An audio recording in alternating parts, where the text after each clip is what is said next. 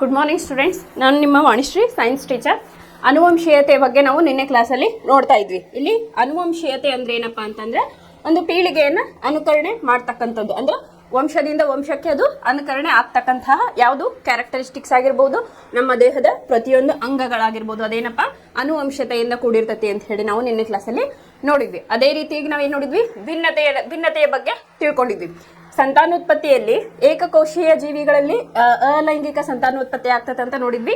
ಮತ್ತೆ ಲೈಂಗಿಕ ಸಂತಾನೋತ್ಪತ್ತಿ ಪ್ರಾಣಿಗಳಲ್ಲಿ ಆಗ್ತತಿ ಅಂತ ಹೇಳಿ ನೋಡಿದ್ವಿ. ಅಂದ್ರೆ ನಮ್ಮಲ್ಲಿ ಮನುಷ್ಯರಲ್ಲಿ ಆಗ್ತತಿ ಮತ್ತೆ ಸಸ್ಯಗಳಲ್ಲಿ ಆಗ್ತತಿ ಅಂತ ಹೇಳಿ ನೋಡಿದ್ವಿ. ಭಿನ್ನತೆ ಬಗ್ಗೆ ನಾನು ಒಂದು ಸ್ಟೋರಿ ಹೇಳಿದೆ. ಹಿಂದಿನ ಕಾಲದ ಜನರು, ಕಾಡು ಜನರು ಹೆಂಗೆ ಜೀವನ ನಡೆಸಿದ್ರು ಅದು ಅಪ್ಡೇಟ್ ಆಗ್ತಾ ಏನಾಯ್ತು, ಇಲ್ಲಿಗೆ ವಿಭಿನ್ನತೆ ಅಂದ್ರೆ ಭಿನ್ನತೆ ಕಾಣ್ತಾ ಬಂದ್ವು. ಅದೇ ಹೇಳಿದೆ ನಾನು ಹಿಂದೆ ಹಸಿ ಮಾಂಸವನ್ನ ತಿಂತಾ ಇದ್ರು.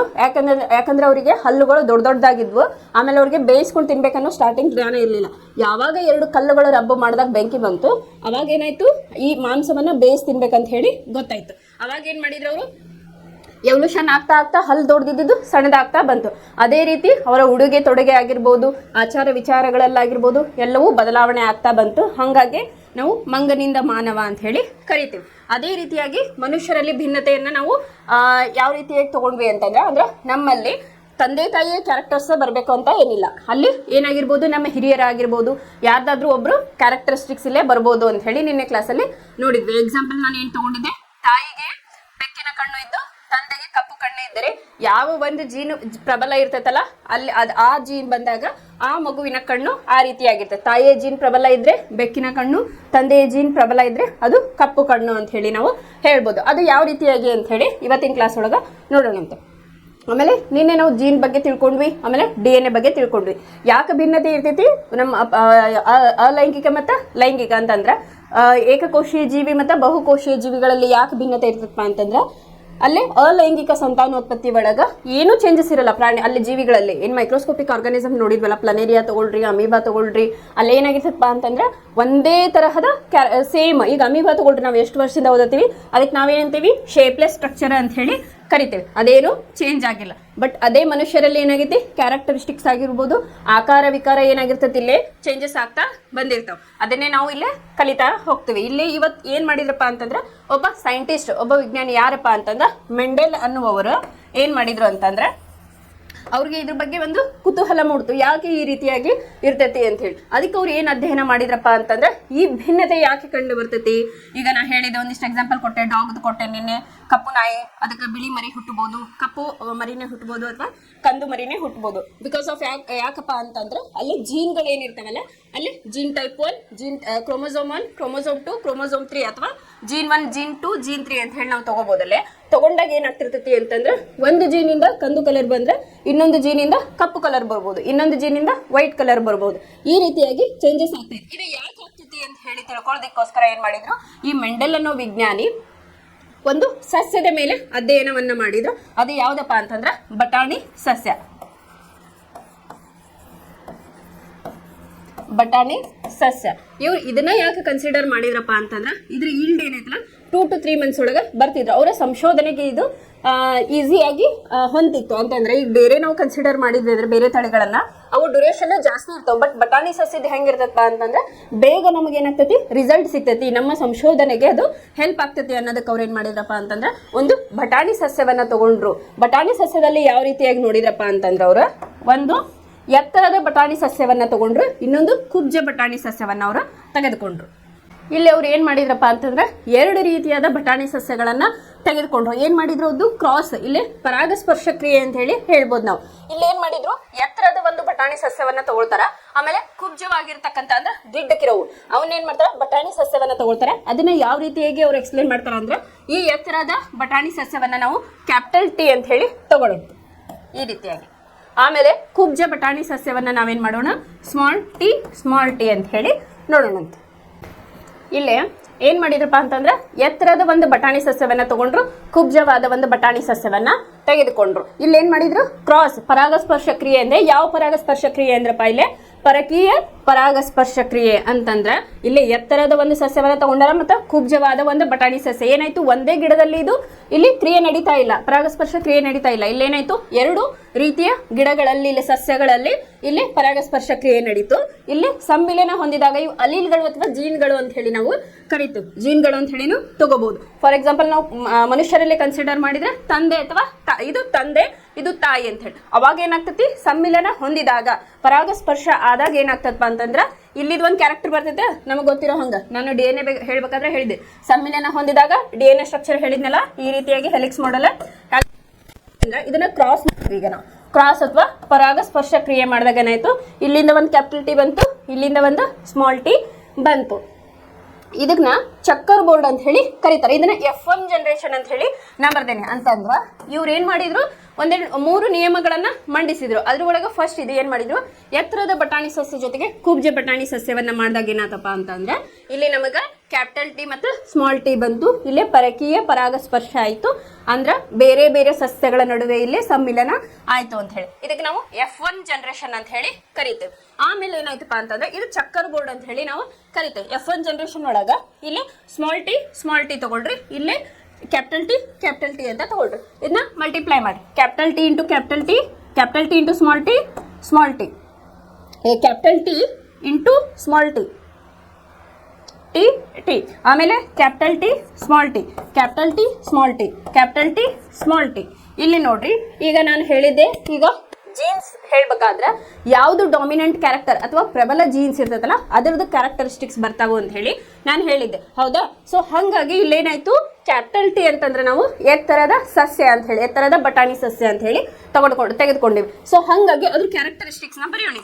ಈಗ ಕ್ಯಾಪಿಟಲ್ ಟಿ ಸ್ಮಾಲ್ ಟಿ ಮೇಲೆ ಡಾಮಿನೆಂಟ್ ಯಾವ್ದಾಯ್ತು, ಇಲ್ಲಿ ನಮಗೆ ಟಿ ಆಯ್ತು, ಕ್ಯಾಪಿಟಲ್ ಟಿ ಐತಿ. ಸೊ ಹಾಗಾಗಿ ಇದೇನಾಯ್ತು, ಎತ್ತರದ ಸಸ್ಯ ಆಯ್ತು. ಇಲ್ಲಿ ಸೆಕೆಂಡ್ ಬರೀ capital T into small T, capital T ಏನಾಗೈತಿಲ್ಲ, ಡಾಮಿನೆಂಟ್ ಕ್ಯಾರೆಕ್ಟರ್ಸ್ ನ ಹೊಂದೈತಿ. ಸೊ ಹಾಗಾಗಿ ಇದನ್ನ ಎತ್ತರದ ಸಸ್ಯ ಅಂತ ಹೇಳಿ ನಾನು ಕನ್ಸಿಡರ್ ಮಾಡ್ತೀನಿ. ಇಲ್ಲಿ T small T, capital T into small T ಏನಾಯ್ತಿಲ್ಲ, ಇಲ್ಲಿ ಕೂಡ ಎತ್ತರದ ಸಸ್ಯ ನಮಗೆ ಬಂತು. ಅದೇ ರೀತಿಯಾಗಿ ಇಲ್ಲಿ capital T into small T ಇದು ಕೂಡ ಎತ್ತರದ ಸಸ್ಯ ಆಯ್ತು. ಗೊತ್ತಾಯ್ತಾ? ಏನ್ ಮಾಡಿದ್ರಲ್ಲಿ ಇಲ್ಲಿ ಫಸ್ಟಿಗೆ ಏನ್ ಮಾಡಿದ್ರಪ್ಪ ಅಂತಂದ್ರೆ ಎತ್ತರದ ಬಟಾಣಿ ಸಸ್ಯವನ್ನ ತೆಗೆದುಕೊಂಡ್ರು. ಅದಕ್ಕೆ ಏನ್ ಮಾಡಿದ್ರು, ಹೆಸರನ್ನ ಕ್ಯಾಪಿಟಲ್ ಟಿ ಅಂದ್ರೆ ಎತ್ತರ, UTT ಅಂತಂದ್ರೆ ಅಲೀಲ್ಗಳು ಅಂತ ಹೇಳಿ ನಾವು ಕರಿತೇವೆ. ಕುಬ್ಜ ಸಸ್ಯಕ್ಕೆ ಸ್ಮಾಲ್ ಟಿ ಮಾಡಿದ್ರು. ಇಲ್ಲೇನಾಯ್ತು, ಎರಡರ ನಡುವೆ ಪರಾಗಸ್ಪರ್ಶ ಕ್ರಿಯೆ ಆದಾಗ ಇಲ್ಲಿಂದ ಒಂದು ಕ್ಯಾಪಿಟಲ್ ಟಿ ಬಂತು, ಇಲ್ಲಿಂದ ಒಂದು ಸ್ಮಾಲ್ ಟಿ ಬಂತು. ಅದನ್ನ ಏನ್ ಮಾಡಿದ್ರಲ್ಲ, ಚಕ್ಕರ್ ಬೋರ್ಡ್ ಅಲ್ಲಿ ಹಾಕಿದ್ರು. F1 ಜನರೇಷನ್ ನಮಗೆ ಪೀಳಿಗೆ ಬಂತು. ಸೊ ಹಾಗಾಗಿ ಇಲ್ಲೇನಾಯ್ತು, ಇಲ್ಲಿ ನಾನು ಏನ್ ಮಾಡಿದೆ, ಟಿ ಅನ್ನ ಬರ್ಕೊಂಡೆ, ಇಲ್ಲಿ ಸ್ಮಾಲ್ ಟಿ ಎರಡನ್ನ ಕ್ರಾಸ್ ಮಾಡಿದಾಗ ಕ್ಯಾಪಿಟಲ್ ಟಿ ಸ್ಮಾಲ್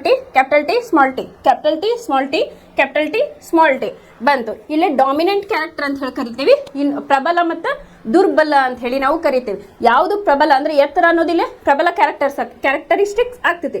ಕುಬ್ಜ ಅನ್ನೋದೇನಿಲ್ಲ ದುರ್ಬಲ ಕ್ಯಾರೆಕ್ಟರಿಸ್ಟಿಕ್ಸ್ ಅಂತ ಹೇಳಿ ನಾವು ಕರಿತೀವಿ. ಎಲ್ಲಿ ಕ್ಯಾಪಿಟಲ್ ಟಿ ಇರ್ತೈತಲ್ಲ ಈ ಕೇಸಲ್ಲಿ ನಾವೇನ್ ತಿಳ್ಕೊಬೇಕು, ಅದನ್ನ ಎತ್ತರವಾದ ಸಸ್ಯ ಅಂತ ಹೇಳಿ ತಿಳ್ಕೊಬೇಕು. ಈ ರೀತಿಯಾಗಿ ಚಕ್ಕರ್ ಬೋರ್ಡ್ ಅನ್ನ ಹಾಕಿದ್ರು. ಇಲ್ಲಿ ನೋಡ್ರಿ, F1 ಜನರೇಷನ್ ಒಳಗೆ ಅವ್ನಿಗೆ ಏನ್ ಸಿಕ್ತು, ಮೆಂಡಲ್ ಅವ್ರಿಗೆ ಏನ್ ಸಿಕ್ತಪ್ಪ ಅಂತಂದ್ರೆ ಎಲ್ಲ ಸಸ್ಯಗಳು ಈ ರೀತಿಯಾಗಿ ಕ್ರಾಸ್ ಮಾಡಿದಾಗ ಅವ್ರಿಗೆ ಏನಾಯ್ತು, ಎಲ್ಲವೂ ಎತ್ತರವಾಗಿರ್ತಕ್ಕಂತಹ ಬಟಾಣಿ ಸಸ್ಯಗಳೇ ಸಿಕ್ಕವು. ಆದ್ರೆ ಅವ್ರಿಗಿನ್ನ ಸಮಾಧಾನ ಆಗ್ಲಿಲ್ಲ.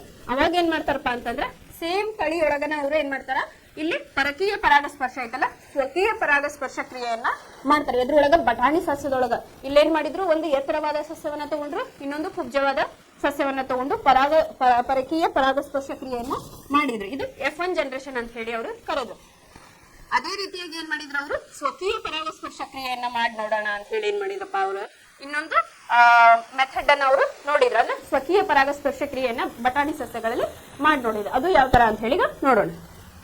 ಇಲ್ಲಿ ನೆಕ್ಸ್ಟ್ ಏನ್ ಮಾಡಿದ್ರಪ್ಪ ಅಂತಂದ್ರೆ ಸ್ವಕೀಯ ಪರಾಗಸ್ಪರ್ಶ ಕ್ರಿಯೆಯನ್ನ ಮಾಡಿದ್ರು. ಅದೇ ಬಟಾಣಿ ಸಸ್ಯದಲ್ಲಿ ಏನ್ ಮಾಡಿದ್ರಪ್ಪ ಅಂತಂದ್ರೆ ಎತ್ತರದ ಸಸ್ಯದ ಜೊತೆಗೆ ಎತ್ತರದ ಸಸ್ಯವನ್ನೇ ಇಲ್ಲಿ ಪರಾಗಸ್ಪರ್ಶ ಕ್ರಿಯೆಗೆ ಅವರು ಒಳಪಡಿಸಿದರು. ಅದನ್ನ ಎತ್ತರದ ಪರಾಗಸ್ಪರ್ಶ ಕ್ರಿಯೆಗೆ ನಾವು ಆಗಲ್ಲ ನೋಡಿದ್ವಿ. F1 ಜನರೇಷನ್ ಒಳಗೆ ನಮ್ಗೆ ಏನ್ ಬಂದಿತ್ತು ಅಂತಂದ್ರೆ ಕ್ಯಾಪಿಟಲ್ ಟಿ ಸ್ಮಾಲ್ ಟಿ ಬಂದಿತ್ತು. ಸೊ ಹಾಗಾಗಿ ಎತ್ತರದ ಸಸ್ಯವನ್ನ ಇಲ್ಲಿ ಅಲೀಲ್ಗಳನ್ನ ಏನ್ ಮಾಡ್ಯಾರಪ್ಪ ಅಂತಂದ್ರೆ ಕ್ಯಾಪಿಟಲ್ ಟಿ ಸ್ಮಾಲ್ ಟಿ ಅನ್ನ ತೆಗೆದುಕೊಂಡಾರ. ಸೊ ಎತ್ತರದ ಸಸ್ಯ ಅಂದ್ರೆ ಕ್ಯಾಪಿಟಲ್ ಟಿ ಸ್ಮಾಲ್ ಟಿ ಇಲ್ಲಿ ಏನಾಯ್ತು, ಪರಾಗಸ್ಪರ್ಶ ಕ್ರಿಯೆಯನ್ನ ಮಾಡಿದಾಗ ಅವ್ರು ಏನಾಯ್ತಿಲ್ಲ ಕ್ಯಾಪಿಟಲ್ ಟಿ ಸ್ಮಾಲ್ ಟಿ ಬಂತು. ಇಲ್ಲಿ ಏನ್ ಮಾಡಿದ್ ನಾನು ಸ್ವಕೀಯ ಪರಾಗಸ್ಪರ್ಶ ಕ್ರಿಯೆ, ಇದನ್ನ F2 ಜನರೇಷನ್, F2 ಸಂತತಿ ಅಥವಾ F2 ಪೀಳಿಗೆ ಅಂತ ಹೇಳಿ ನೀವು ಇಲ್ಲಿ ಕರಿಬಹುದು. ಇದನ್ನೇ ಚೆಕ್ಕರ್ ಬೋರ್ಡ್ ಅನ್ನ ಹಾಕೋದು F2 ಜನರೇಷನ್ ಒಳಗ capital T small T capital T small T, ಇದನ್ನ ಮಲ್ಟಿಪ್ಲಿಕೇಶನ್ ಮಾಡೋಣ. Capital T into capital T T capital T capital T, capital T into small T capital T into small T, small T into capital T small T into capital T. Okay, small T into small T, ಎರಡು small T ಬಂದು. ಈಗ ಇದರ characteristics ಅನ್ನ ನಾವು ಬರೆಯೋಣ. ಯಾವ ರೀತಿಯಾಗಿ ಅಂತಂದ್ರೆ ಕ್ಯಾಪಿಟಲ್ ಟಿ ಅಂತಂದ್ರೆ ಏನಿಲ್ಲ, ಎತ್ತರದ ಸಸ್ಯ, ಟಿ ಡಾಮಿನೆಂಟ್ ಅಂತ ಹೇಳಿ ಬರ್ದೇವೆ. ಅದಕ್ಕೆ ನಾ ಏನ್ ಬರ್ತೀನಿ, ಇದಕ್ಕೆ ಎತ್ತರ ಅಂತ ಹೇಳಿ ಬರೀತೀನಿ. ಇಲ್ಲಿ ನೋಡ್ರಿ ಸೆಕೆಂಡ್ ಒನ್ ಒಳಗ capital T small T, dominant ಯಾವ ಐತಿ ಕ್ಯಾಪಿಟಲ್ ಟಿ, ಎತ್ತರ. ಸೊ ಹಾಗಾಗಿ ನಾ ಏನ್ ಮಾಡ್ತೀನಿ, ಎತ್ತರ ಅಂತ ಹೇಳಿ ಬರಿತೀನಿ. ಇಲ್ಲಿ ಮೂರನೇದಕ್ಕೆ ಬರಿ small T capital T. Capital T ಐತೆ ಅಂತಂದ್ರೆ ಏನಲ್ಲಿ ಡಾಮಿನೆಂಟ್ ಕ್ಯಾರೆಕ್ಟರ್ ಅಂದ್ರೆ ಪ್ರಬಲವಾದ ಒಂದು ಗುಣಗಳು ಅಂತ ಹೇಳಿ ನಾವು ಕರಿತೇವೆ. ಸೊ ಹಾಗಾಗಿದ್ದು ಎತ್ತರ ಅಂತ ಹೇಳಿ ಕರಿತೇವೆ. ಇನ್ನು last one small T into small T ಏನಾಯ್ತು, ಇಲ್ಲಿ ಟಿ ಟಿ. ಇಲ್ಲಿ ಸ್ಮಾಲ್ ಟಿ ಅಂದ್ರೆ ಏನಿಲ್ಲ, ಕುಬ್ಜ ಸಸ್ಯ ಅಂತ ಹೇಳಿ ನಾವು ಆಗಲ್ಲಿ ತಗೊಂಡಿದ್ವಲ್ಲ F1 ಜನರೇಷನ್ ಒಳಗ. ಇಲ್ಲಿ ಏನಾಯ್ತು ನಮಗೆ ಕುಬ್ಜ ಸಸ್ಯ ಬಂತು. ಇದರಿಂದ ಏನು ಗೊತ್ತಾತಪ್ಪ ನಮಗಂತಂದ್ರೆ F1 ಜನರೇಷನ್ ಒಳಗೆ ನಾವು ಎತ್ತರದ ಸಸ್ಯ ಮತ್ತು ಕುಬ್ಜ ಸಸ್ಯವನ್ನು ತಗೊಂಡಾಗ ಎಲ್ಲವೂ ಎತ್ತರವಾದ ಪೀಳಿಗೆಯನ್ನ ನೋಡಿದ್ವಿ. ಅಲ್ಲೇನು ನಮ್ಗೆ ಡಿಫ್ರೆನ್ಸ್ ಕಾಣಲಿಲ್ಲ, ಡಾಮಿನೆಂಟ್ ಕ್ಯಾರೆಕ್ಟರ್ಸ್ ಬಂದು.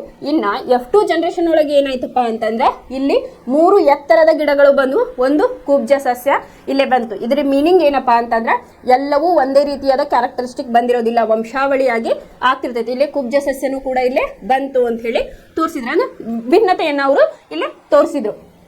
ಇಲ್ಲೇ ಫಸ್ಟಿಗೆ ಏನು ಮಾಡಿದ್ರು ಅವರು, ಎತ್ತರದ ಸಸ್ಯ ಮತ್ತು ಎತ್ತರದ ಸಸ್ಯ ಜೊತೆಗೆ ಸ್ವಕೀಯ ಪರಾಗಸ್ಪರ್ಶ. ಸ್ವಕೀಯ ಅಂತಂದ್ರೆ ಒಂದೇ ಗಿಡದಲ್ಲಿ ಆಗ್ತಕ್ಕಂಥದ್ದು.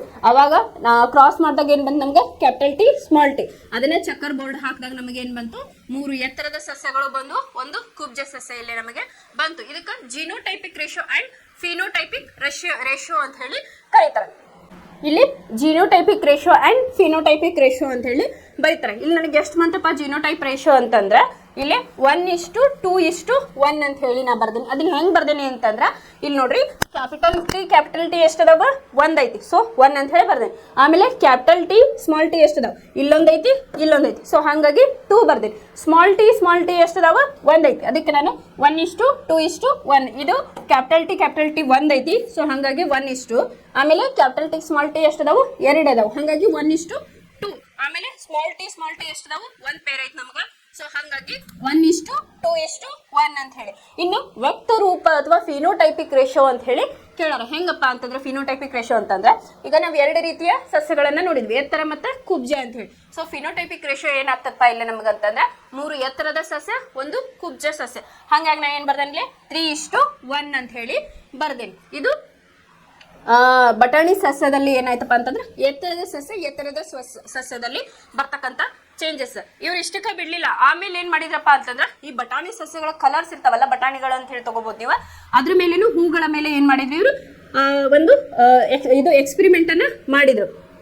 ಹೆಂಗಂತಂದ್ರೆ ಇಲ್ಲಿ ದುಂಡನೆಯ ಹಸಿರು ಸಸ್ಯಗಳು ಮತ್ತು ಸುಕ್ಕಾದ ಹಳದಿ ಸಸ್ಯಗಳು ಅಂತ ಹೇಳಿ ಎರಡನ್ನ ತಗೊಂಡು ಏನ್ ಮಾಡಿದ್ರು, ತಮ್ಮ ಎಕ್ಸ್ಪೆರಿಮೆಂಟ್ ಅನ್ನ ಇನ್ನು ಮುಂದುವರಿಸಿದ್ರು. ಅವಾಗ ಏನ್ ನಮಗೆ ಬರ್ತೈತಿ F1 ಜನರೇಷನ್ ಮತ್ತು F2 ಜನರೇಷನ್ ಅಂತ ಹೇಳಿ. ಅಂತಂದ್ರೆ ಏನ್ ಮಾಡಿದ್ರು, ದುಂಡಾದ ಅಂತಂದ್ರೆ ಈಗ ನಮ್ಗೆ ಹಳದಿ ಬಟಾಣಿ ಜಾಸ್ತಿ ಸಿಗ್ತಾವ, ಹಸಿರು ಓಕೆ ಸಿಗ್ತಾವ, ಬಟ್ ಹಳದಿ ಬಟಾಣಿನೂ ಜಾಸ್ತಿ ಸಿಗ್ತಾವ. ಇಲ್ಲಿ ಏನ್ ಮಾಡಿದ್ರು, ದುಂಡಾದ ಹಸಿರು ಸಸ್ಯಗಳು ಮತ್ತು ಸುಕ್ಕಾದ ಹಳದಿ ದುಂಡಾದ ಹಸಿರು ಸಸ್ಯಗಳು ಮತ್ತು ಸುಕ್ಕಾದ ಹಳದಿ ಸಸ್ಯಗಳ ಜೊತೆಗೆ ಇವರು ಏನ್ ಮಾಡಿದ್ರು, ಇಲ್ಲೇ ಪರಾಗಸ್ಪರ್ಶ ಕ್ರಿಯೆಯನ್ನ ಮಾಡಿದ್ರು.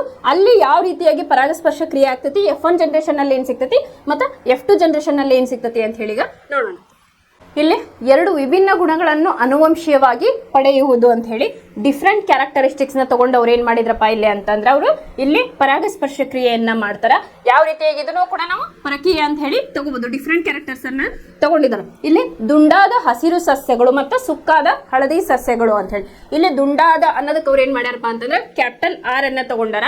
ಇಲ್ಲಿ ಹಸಿರುಕ್ಕಿಂತ ಹಳದಿ ಬಟಾಣಿ ಡಾಮಿನೆಂಟ್ ಅಂತ ಹೇಳಿ ನಾವು ಹೇಳ್ತೇವೆ. ಸೊ ಹಂಗಾಗಿ ಇಲ್ಲಿ ಹಸಿರು ಸಸ್ಯಗಳಿಗೆ ಅವ್ರು ಏನ್ ಮಾಡ್ಯಾರ ಸ್ಮಾಲ್ y ಅನ್ನ ತೋರಿಸಿದ್ದಾರೆ. ಇಲ್ಲಿ ಸುಕ್ಕಾದ ಹಳದಿ ಸಸ್ಯಗಳಂದ್ರೆ ಸುಕ್ಕಾದ ಅಂತಂದ್ರದ್ದು ಇದಕ್ಕೇನಂತಾರ ದುರ್ಬಲ ಒಂದು ಕ್ಯಾರೆಕ್ಟರಿಸ್ಟಿಕ್ಸ್ ಅಂತಾರ. ಹಾಗಾಗಿ ಅದನ್ನ ಏನ್ ಮಾಡ್ಯಾರ ಸ್ಮಾಲ್ r ಅನ್ನ ತೆಗೆದುಕೊಂಡಾರ. ಆಮೇಲೆ ಇಲ್ಲಿ ಹಳದಿ ಸಸ್ಯಗಳು ನಮಗೆ ಡಾಮಿನೆಂಟ್ ಆಗಿ ಸಿಗೋದು ಹಳದಿ ಬಟಾಣಿ ಅಂತ ಹೇಳಿ ನಾವು ಕರಿತೀವಿ. ಸೊ ಹಾಗಾಗಿ ಇಲ್ಲಿ ಏನ್ ಮಾಡ್ಯಾರ ಅವರು ಡಾಮಿನೆಂಟ್ ಕ್ಯಾರೆಕ್ಟರ್ಸ್ ನ ಹಳದಿ ಅಂತ ಹೇಳಿ ತೋರಿಸಿ ಕ್ಯಾಪಿಟಲ್ Y ಅಂತ ಹೇಳಿ ತೋರ್ಸಾರೆ. ಇದನ್ನ ಕ್ರಾಸ್ ಮಾಡಿದಾಗ ನಮ್ಗೆ ಏನ್ ಸಿಕ್ತು, ಇಲ್ಲಿಂದ ತಗೊಳ್ರಿ ಒಂದು ಕ್ಯಾರೆಕ್ಟರಿಸ್ಟಿಕ್ಸ್, ಇವು ಅಲೀಲ್ಗಳು ಅಂತ ಹೇಳಿದೆ. ಇಲ್ಲಿ capital R small Y, small R capital Y ಬಂತು. ಇಲ್ಲೇ ಪರಾಗಸ್ಪರ್ಶ ಕ್ರಿಯೆ ನಡೆದಾಗ ಏನಾಯ್ತು ಅಂತಂದ್ರೆ capital R small R capital Y small Y ಇಲ್ಲೇ ನಮಗೆ ಬಂತು.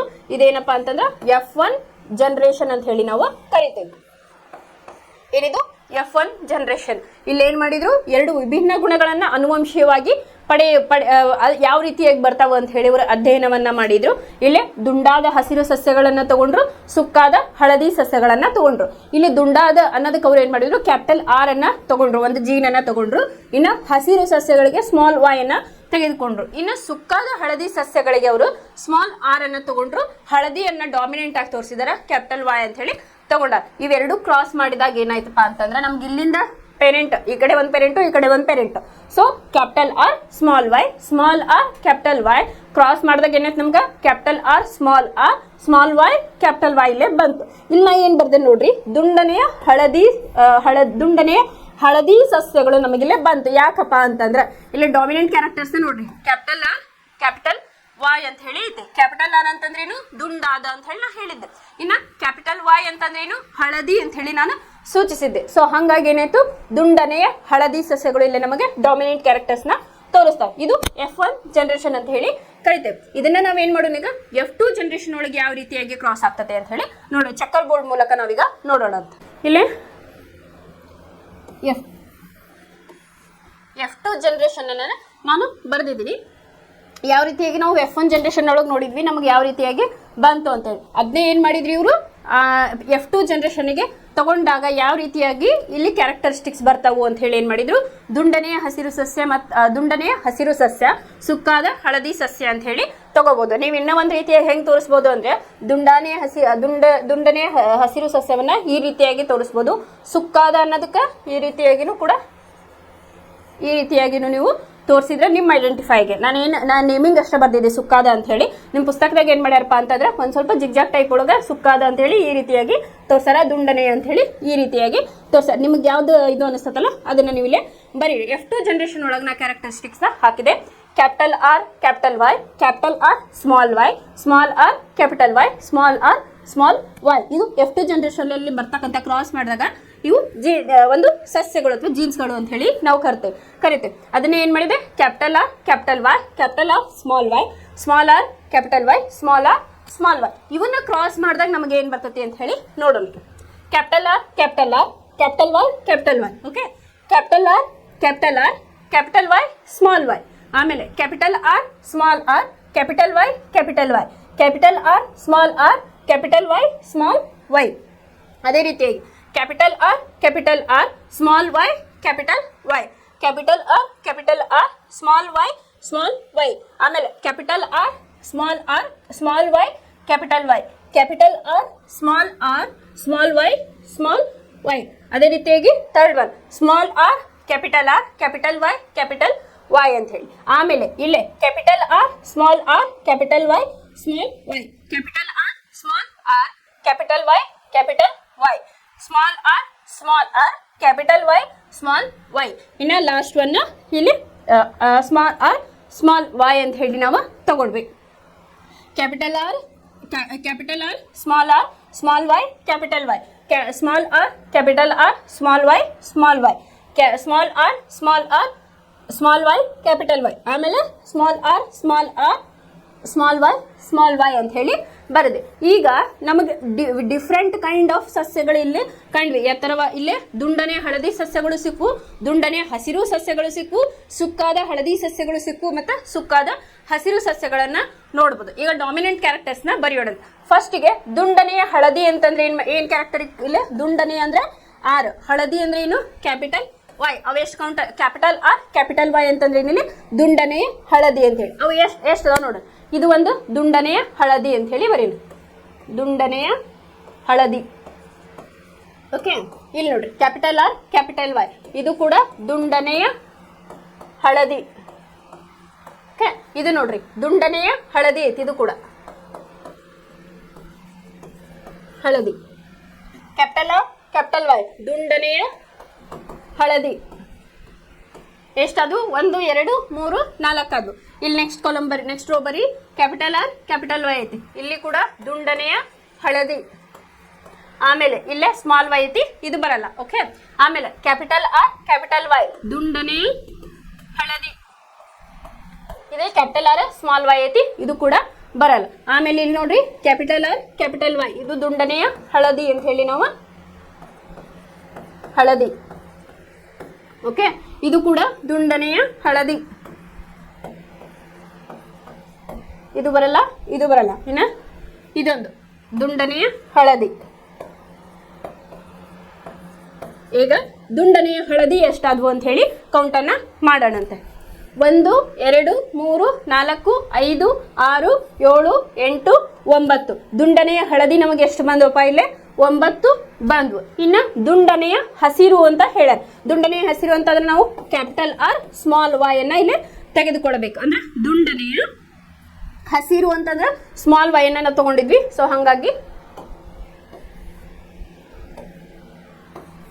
ಇಲ್ಲಿ ಕ್ಯಾಪಿಟಲ್ ಆರ್ ಸ್ಮಾಲ್ ವೈ ಅನ್ನ ನೋಡೋಣ. ಇಲ್ಲೇ ದುಂಡನೆಯ ಹಸಿರು ನಾನು 3 ಅಂತ ಹೇಳಿ ಬರ್ತೀನಿ, ಅವ್ನು ಕೌಂಟ್ ಮಾಡೋದು. ಇಲ್ಲೇ ಕ್ಯಾಪಿಟಲ್ ಆರ್ ಸ್ಮಾಲ್ ವೈ, ದುಂಡನೆಯ ಹಸಿರು,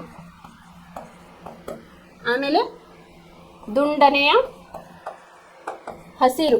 ಓಕೆ, 1 2 ಆಯ್ತು. ಆಮೇಲೆ ಇಲ್ಲೊಂದೈತಿ ದುಂಡನೆಯ ಹಸಿರು, ಎಷ್ಟಾದ್ವು? 3 ಆದ್ವು. ಹೌದಾ? ಇನ್ನು ನೆಕ್ಸ್ಟ್ ಸುಕ್ಕಾದ ಹಳದಿ ಅಂತ ಹೇಳಿ ಹೇಳೋರು. ಸುಕ್ಕಾದ ಅನ್ನೋದಕ್ಕೆ ನಾನು ಏನು ತಗೊಂಡಿದ್ದೆ? ಸ್ಮಾಲ್ ಆರ್ ಅನ್ನ ತಗೊಂಡಿದ್ದೆ. ಸೊ ಹಾಗಾಗಿ ಸ್ಮಾಲ್ ಹಳದಿ ಅಂದ್ರೆ ಡಾಮಿನೆಂಟ್, ಇಲ್ಲೇ ಸ್ಮಾಲ್ ಆರ್ ಕ್ಯಾಪಿಟಲ್ ವೈ ಅನ್ನ ನೋಡ್ರಿ. ಸುಕ್ಕಾದ ಅನ್ನೋಕೆ ಸ್ಮಾಲ್ ಆರ್ ಅನ್ನ ಕನ್ಸಿಡರ್ ಮಾಡಿದ್ವಿ ನಾವು ಫಸ್ಟ್ ಸ್ಲೈಡ್ ಒಳಗೆ. ಇಲ್ಲೇ ಹಳದಿ ಅನ್ನೋದನ್ನ ಡಾಮಿನೆಂಟ್ ಕ್ಯಾರೆಕ್ಟರ್ ನಾವೇನು ತಗೊಂಡಿದ್ವಿ? ವಾಯ್ ಅಂತ ಹೇಳಿ ತಗೊಂಡಿದ್ವಿ. ಸೊ ಹಾಗಾಗಿದು ಸುಕ್ಕಾದ ಹಳದಿ, ಇದು ಕೂಡ ಸುಕ್ಕಾದ ಹಳದಿ. ಆಮೇಲೆ ಇದನ್ನ ತಗೊಳ್ರಿ, ಸುಕ್ಕಾದ ಹಳದಿ. ಅರ್ಥ ಆಯ್ತು? ಇಲ್ಲಿ ಸುಕ್ಕಾದ ಹಳದಿ ಎಷ್ಟದು? 1 2 3 ಆಯ್ತು. ಸುಕ್ಕಾದ ಹಳದಿ ನಾನು ಎಷ್ಟು ಬರದೆ? 3 ಅಂತ ಹೇಳಿ ಬರದೆ. ಇನ್ನು ಲಾಸ್ಟ್ ಇನ್ನು ಒಂದು ಉಳಿತು, ಏನದು? ಸುಕ್ಕಾದ ಹಸಿರು ಅಂತ ಹೇಳಿ. ಸುಕ್ಕಾದ ಹಸಿರು ಅಂತಂದ್ರ ಇಲ್ಲೇ ನೋಡ್ರಿ, ಹಸಿರುಗ ನಾವೇನು ತಗೊಂಡಿದ್ವಿ? ಸ್ಮಾಲ್ ವೈ ಅನ್ನ ತಗೊಂಡಿದ್ವಿ. ಇನ್ನು ಸುಕ್ಕಾದ ಅನ್ನೋದಕ್ಕೆ ನಾವೇನು ತಗೊಂಡಿದ್ವಿ? Small R ತಗೊಂಡಿದ್ವಿ. ಹಸಿರು ಸಸ್ಯಕ್ಕೆ ನಾವೇನು ಮಾಡಿದ್ವಿ? ಸ್ಮಾಲ್ ವೈ ಅನ್ನ ತಗೊಂಡಿದ್ವಿ. ಸ್ಮಾಲ್ ಆರ್ ಸ್ಮಾಲ್ ವೈ, ಇದನ್ನ ನಾವೇನಂತ ಕನ್ಸಿಡರ್ ಮಾಡ್ಬೋದು ಅಂತಂದ್ರೆ ಸುಕ್ಕಾದ ಹಸಿರು. ಎಷ್ಟು ಉಳಿತಪ್ಪ ಇಲ್ಲೇ? ಸುಕ್ಕಾದ ಹಸಿರು 1 ಉಳಿತು. ಸೊ ಹಾಗಾಗಿ ನಾನು ಏನ್ ರೇಷಿಯೋ ಬರ್ದನಪ್ಪ ಅಂತಂದ್ರೆ ದುಂಡನೆಯ ಹಳದಿ 9, ದುಂಡಾದ ಹಸಿರು 3, ಸುಕ್ಕಾದ ಹಳದಿ 3, ಆಮೇಲೆ ಸುಕ್ಕಾದ ಹಸಿರು 1 ಅಂತೇಳಿ. ಅದು ಯಾವ ರೀತಿ ಹೇಗೆ ಅಂತಂದ್ರೆ ಚಕ್ಕರ್ ಬೋರ್ಡನ್ನ ಫಸ್ಟ್ ಹಾಕೊಳ್ರಿ, ಹಾಕೊಂಡು ಮಲ್ಟಿಪ್ಲಿಕೇಶನ್ ಅನ್ನ ಮಾಡಬೇಕು. ಇಲ್ಲೇ ಡಾಮಿನೆಂಟ್ ಕ್ಯಾರೆಕ್ಟರ್ ದುಂಡಾದ ಹಳದಿ ಅಂತಂದ್ರೆ ದುಂಡಾದ ಅನ್ನೋದಕ್ಕೆ ನಾ ಏನು ಮಾಡಿದ್ದೆ? ಕ್ಯಾಪಿಟಲ್ ಆರ್ ಅನ್ನ ತಗೊಂಡಿದ್ದೆ. ಹಳದಿ ಅನ್ನೋದಕ್ಕೆ ಕ್ಯಾಪಿಟಲ್ ವೈ ಅಂತ ಹೇಳಿ F1 ಜನರೇಷನ್ ಒಳಗೆ ತೆಗೆದುಕೊಂಡಿದ್ವಿ. ಸೊ ಹಾಗಾಗಿ ಇಲ್ಲಿ ಏನಾಯ್ತು? ಕ್ಯಾಪಿಟಲ್ ಆರ್ ಕ್ಯಾಪಿಟಲ್ ವೈ ಎಲ್ಲೆಲ್ಲದವಲ್ಲ ನಾ ಏನು ಮಾಡಿದೆ? ದುಂಡನೆಯ ಹಳದಿ ಸಸ್ಯಗಳು ಬರ್ತಾವ ಅಂತ ನೋಡಿದೆ. ಅಲ್ಲಿ ನಮಗೆ ಎಷ್ಟು ಬಂದ್ವು? 1 2 3 4 5 6 7 8 9 ದುಂಡನೆ ಹಳದಿ ಬಂದು. ಆಮೇಲೆ ದುಂಡಾದ ಹಸಿರು ಅಂತಂದೆ. ದುಂಡಾದ ಅಂತಂದ್ರೇನು? Capital R. ಹಸಿರು ಅನ್ನಕ್ಕೆ ನಾನು ಏನು ತಗೊಂಡಿದ್ದೆ? ವೈ ಅಂತ ಹೇಳಿ ತಗೊಂಡಿದ್ದೆ. Capital R small Y. ಇಲ್ಲೇ ದುಂಡಾದ ಹಸಿರು, ದುಂಡಾದ ಹಸಿರು 2, ಆಮೇಲೆ ಇಲ್ಲ 3. ದುಂಡಾದ ಹಸಿರು ಎಷ್ಟು ಬಂದ್ವು? 3 ಬಂದ್ವು. ಆಮೇಲೆ ಏನು ಮಾಡಿದ್ವಿ? ಸುಕ್ಕಾದ ಹಳದಿ ಅಂತಂದೆ. ಸುಕ್ಕಾದ ಅನ್ನೋದಕ್ಕೆ ನಾನು ಏನು ತಗೊಂಡೆ? ಸ್ಮಾಲ್ ಆರ್ ಅನ್ನ ತಗೊಂಡಿದ್ದೆ. ಹಳದಿ ಅನ್ನೋದಕ್ಕೆ capital Y, small R capital Y.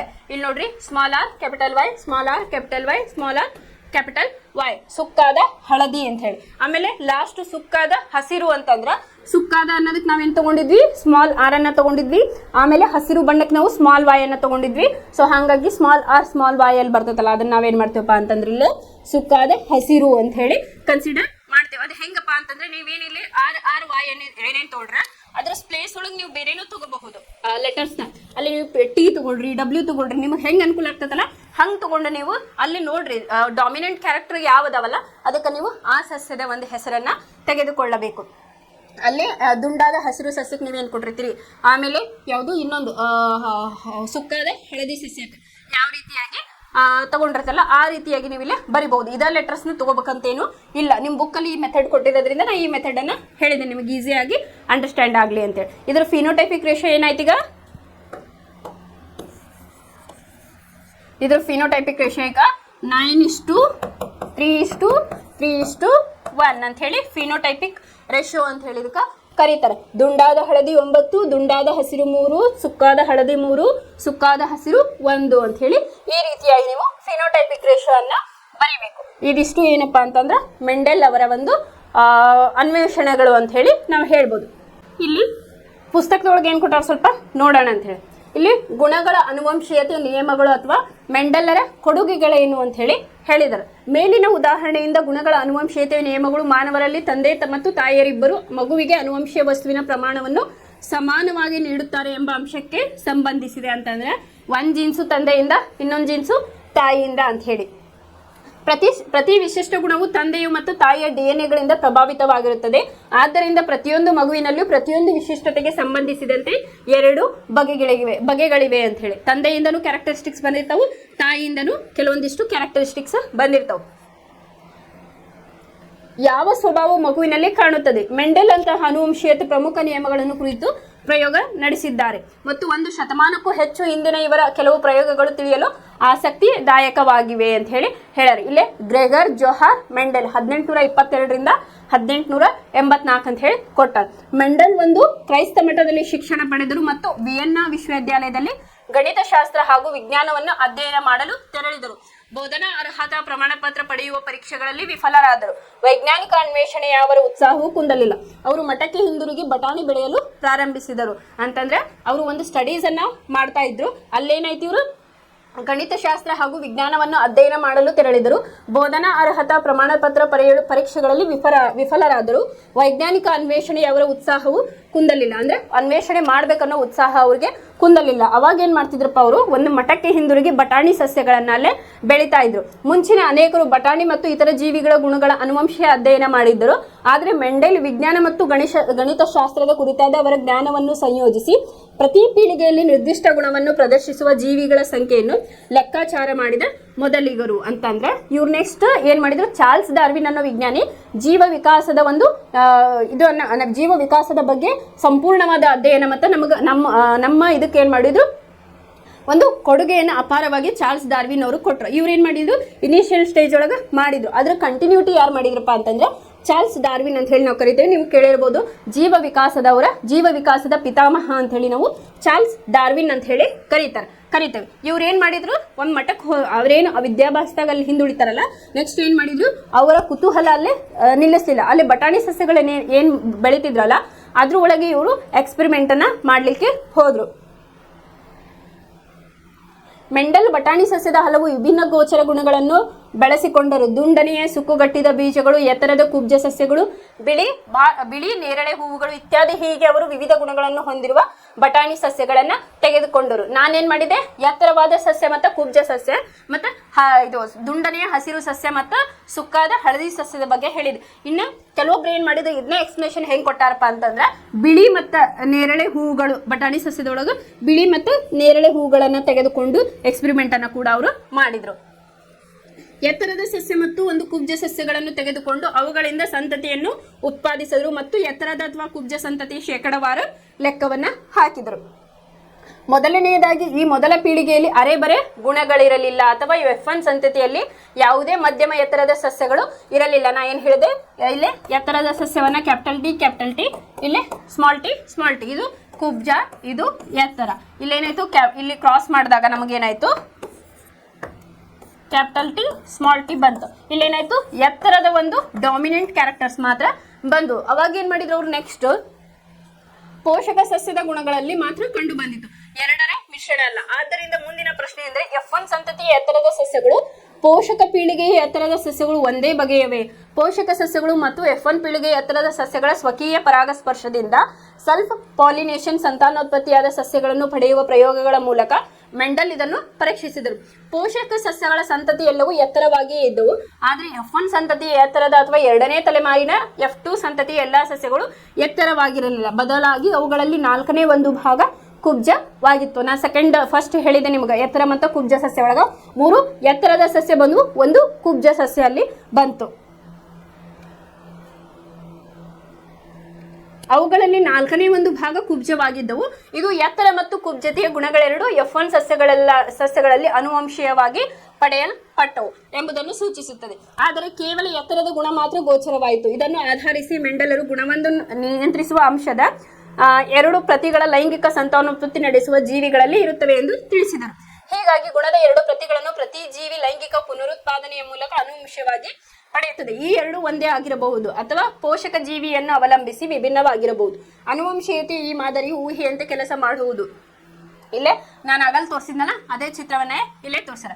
Capital T small T ಅವಾಗ ಏನ್ ಬಂತು ನಮ್ಗೆ ಎಲ್ಲವೂ ಎತ್ತರವಾದ ಸಸ್ಯಗಳು ಬಂದು. ನೆಕ್ಸ್ಟ್ ಏನ್ ಮಾಡಿದ್ರು, ಎತ್ತರವಾದ ಸಸ್ಯಗಳಿಗೆ ಅವರು ಕ್ರಾಸ್ ಪಾಲಿನೇಷನ್ ಅನ್ನ ಮಾಡಿದ್ರು, ಅಂದ್ರೆ ಪಾಲಿನೇಷನ್ ಅನ್ನ ಮಾಡಿದ್ರು. ಎತ್ತರದ ಸಸ್ಯ ಅಂತಂದ್ರೆ ಇದು ಸ್ವಕೀಯ ಪರಾಗಸ್ಪರ್ಶ ಅಂತ ಹೇಳಿ ನಾವು ಕರಿತೀವಿ.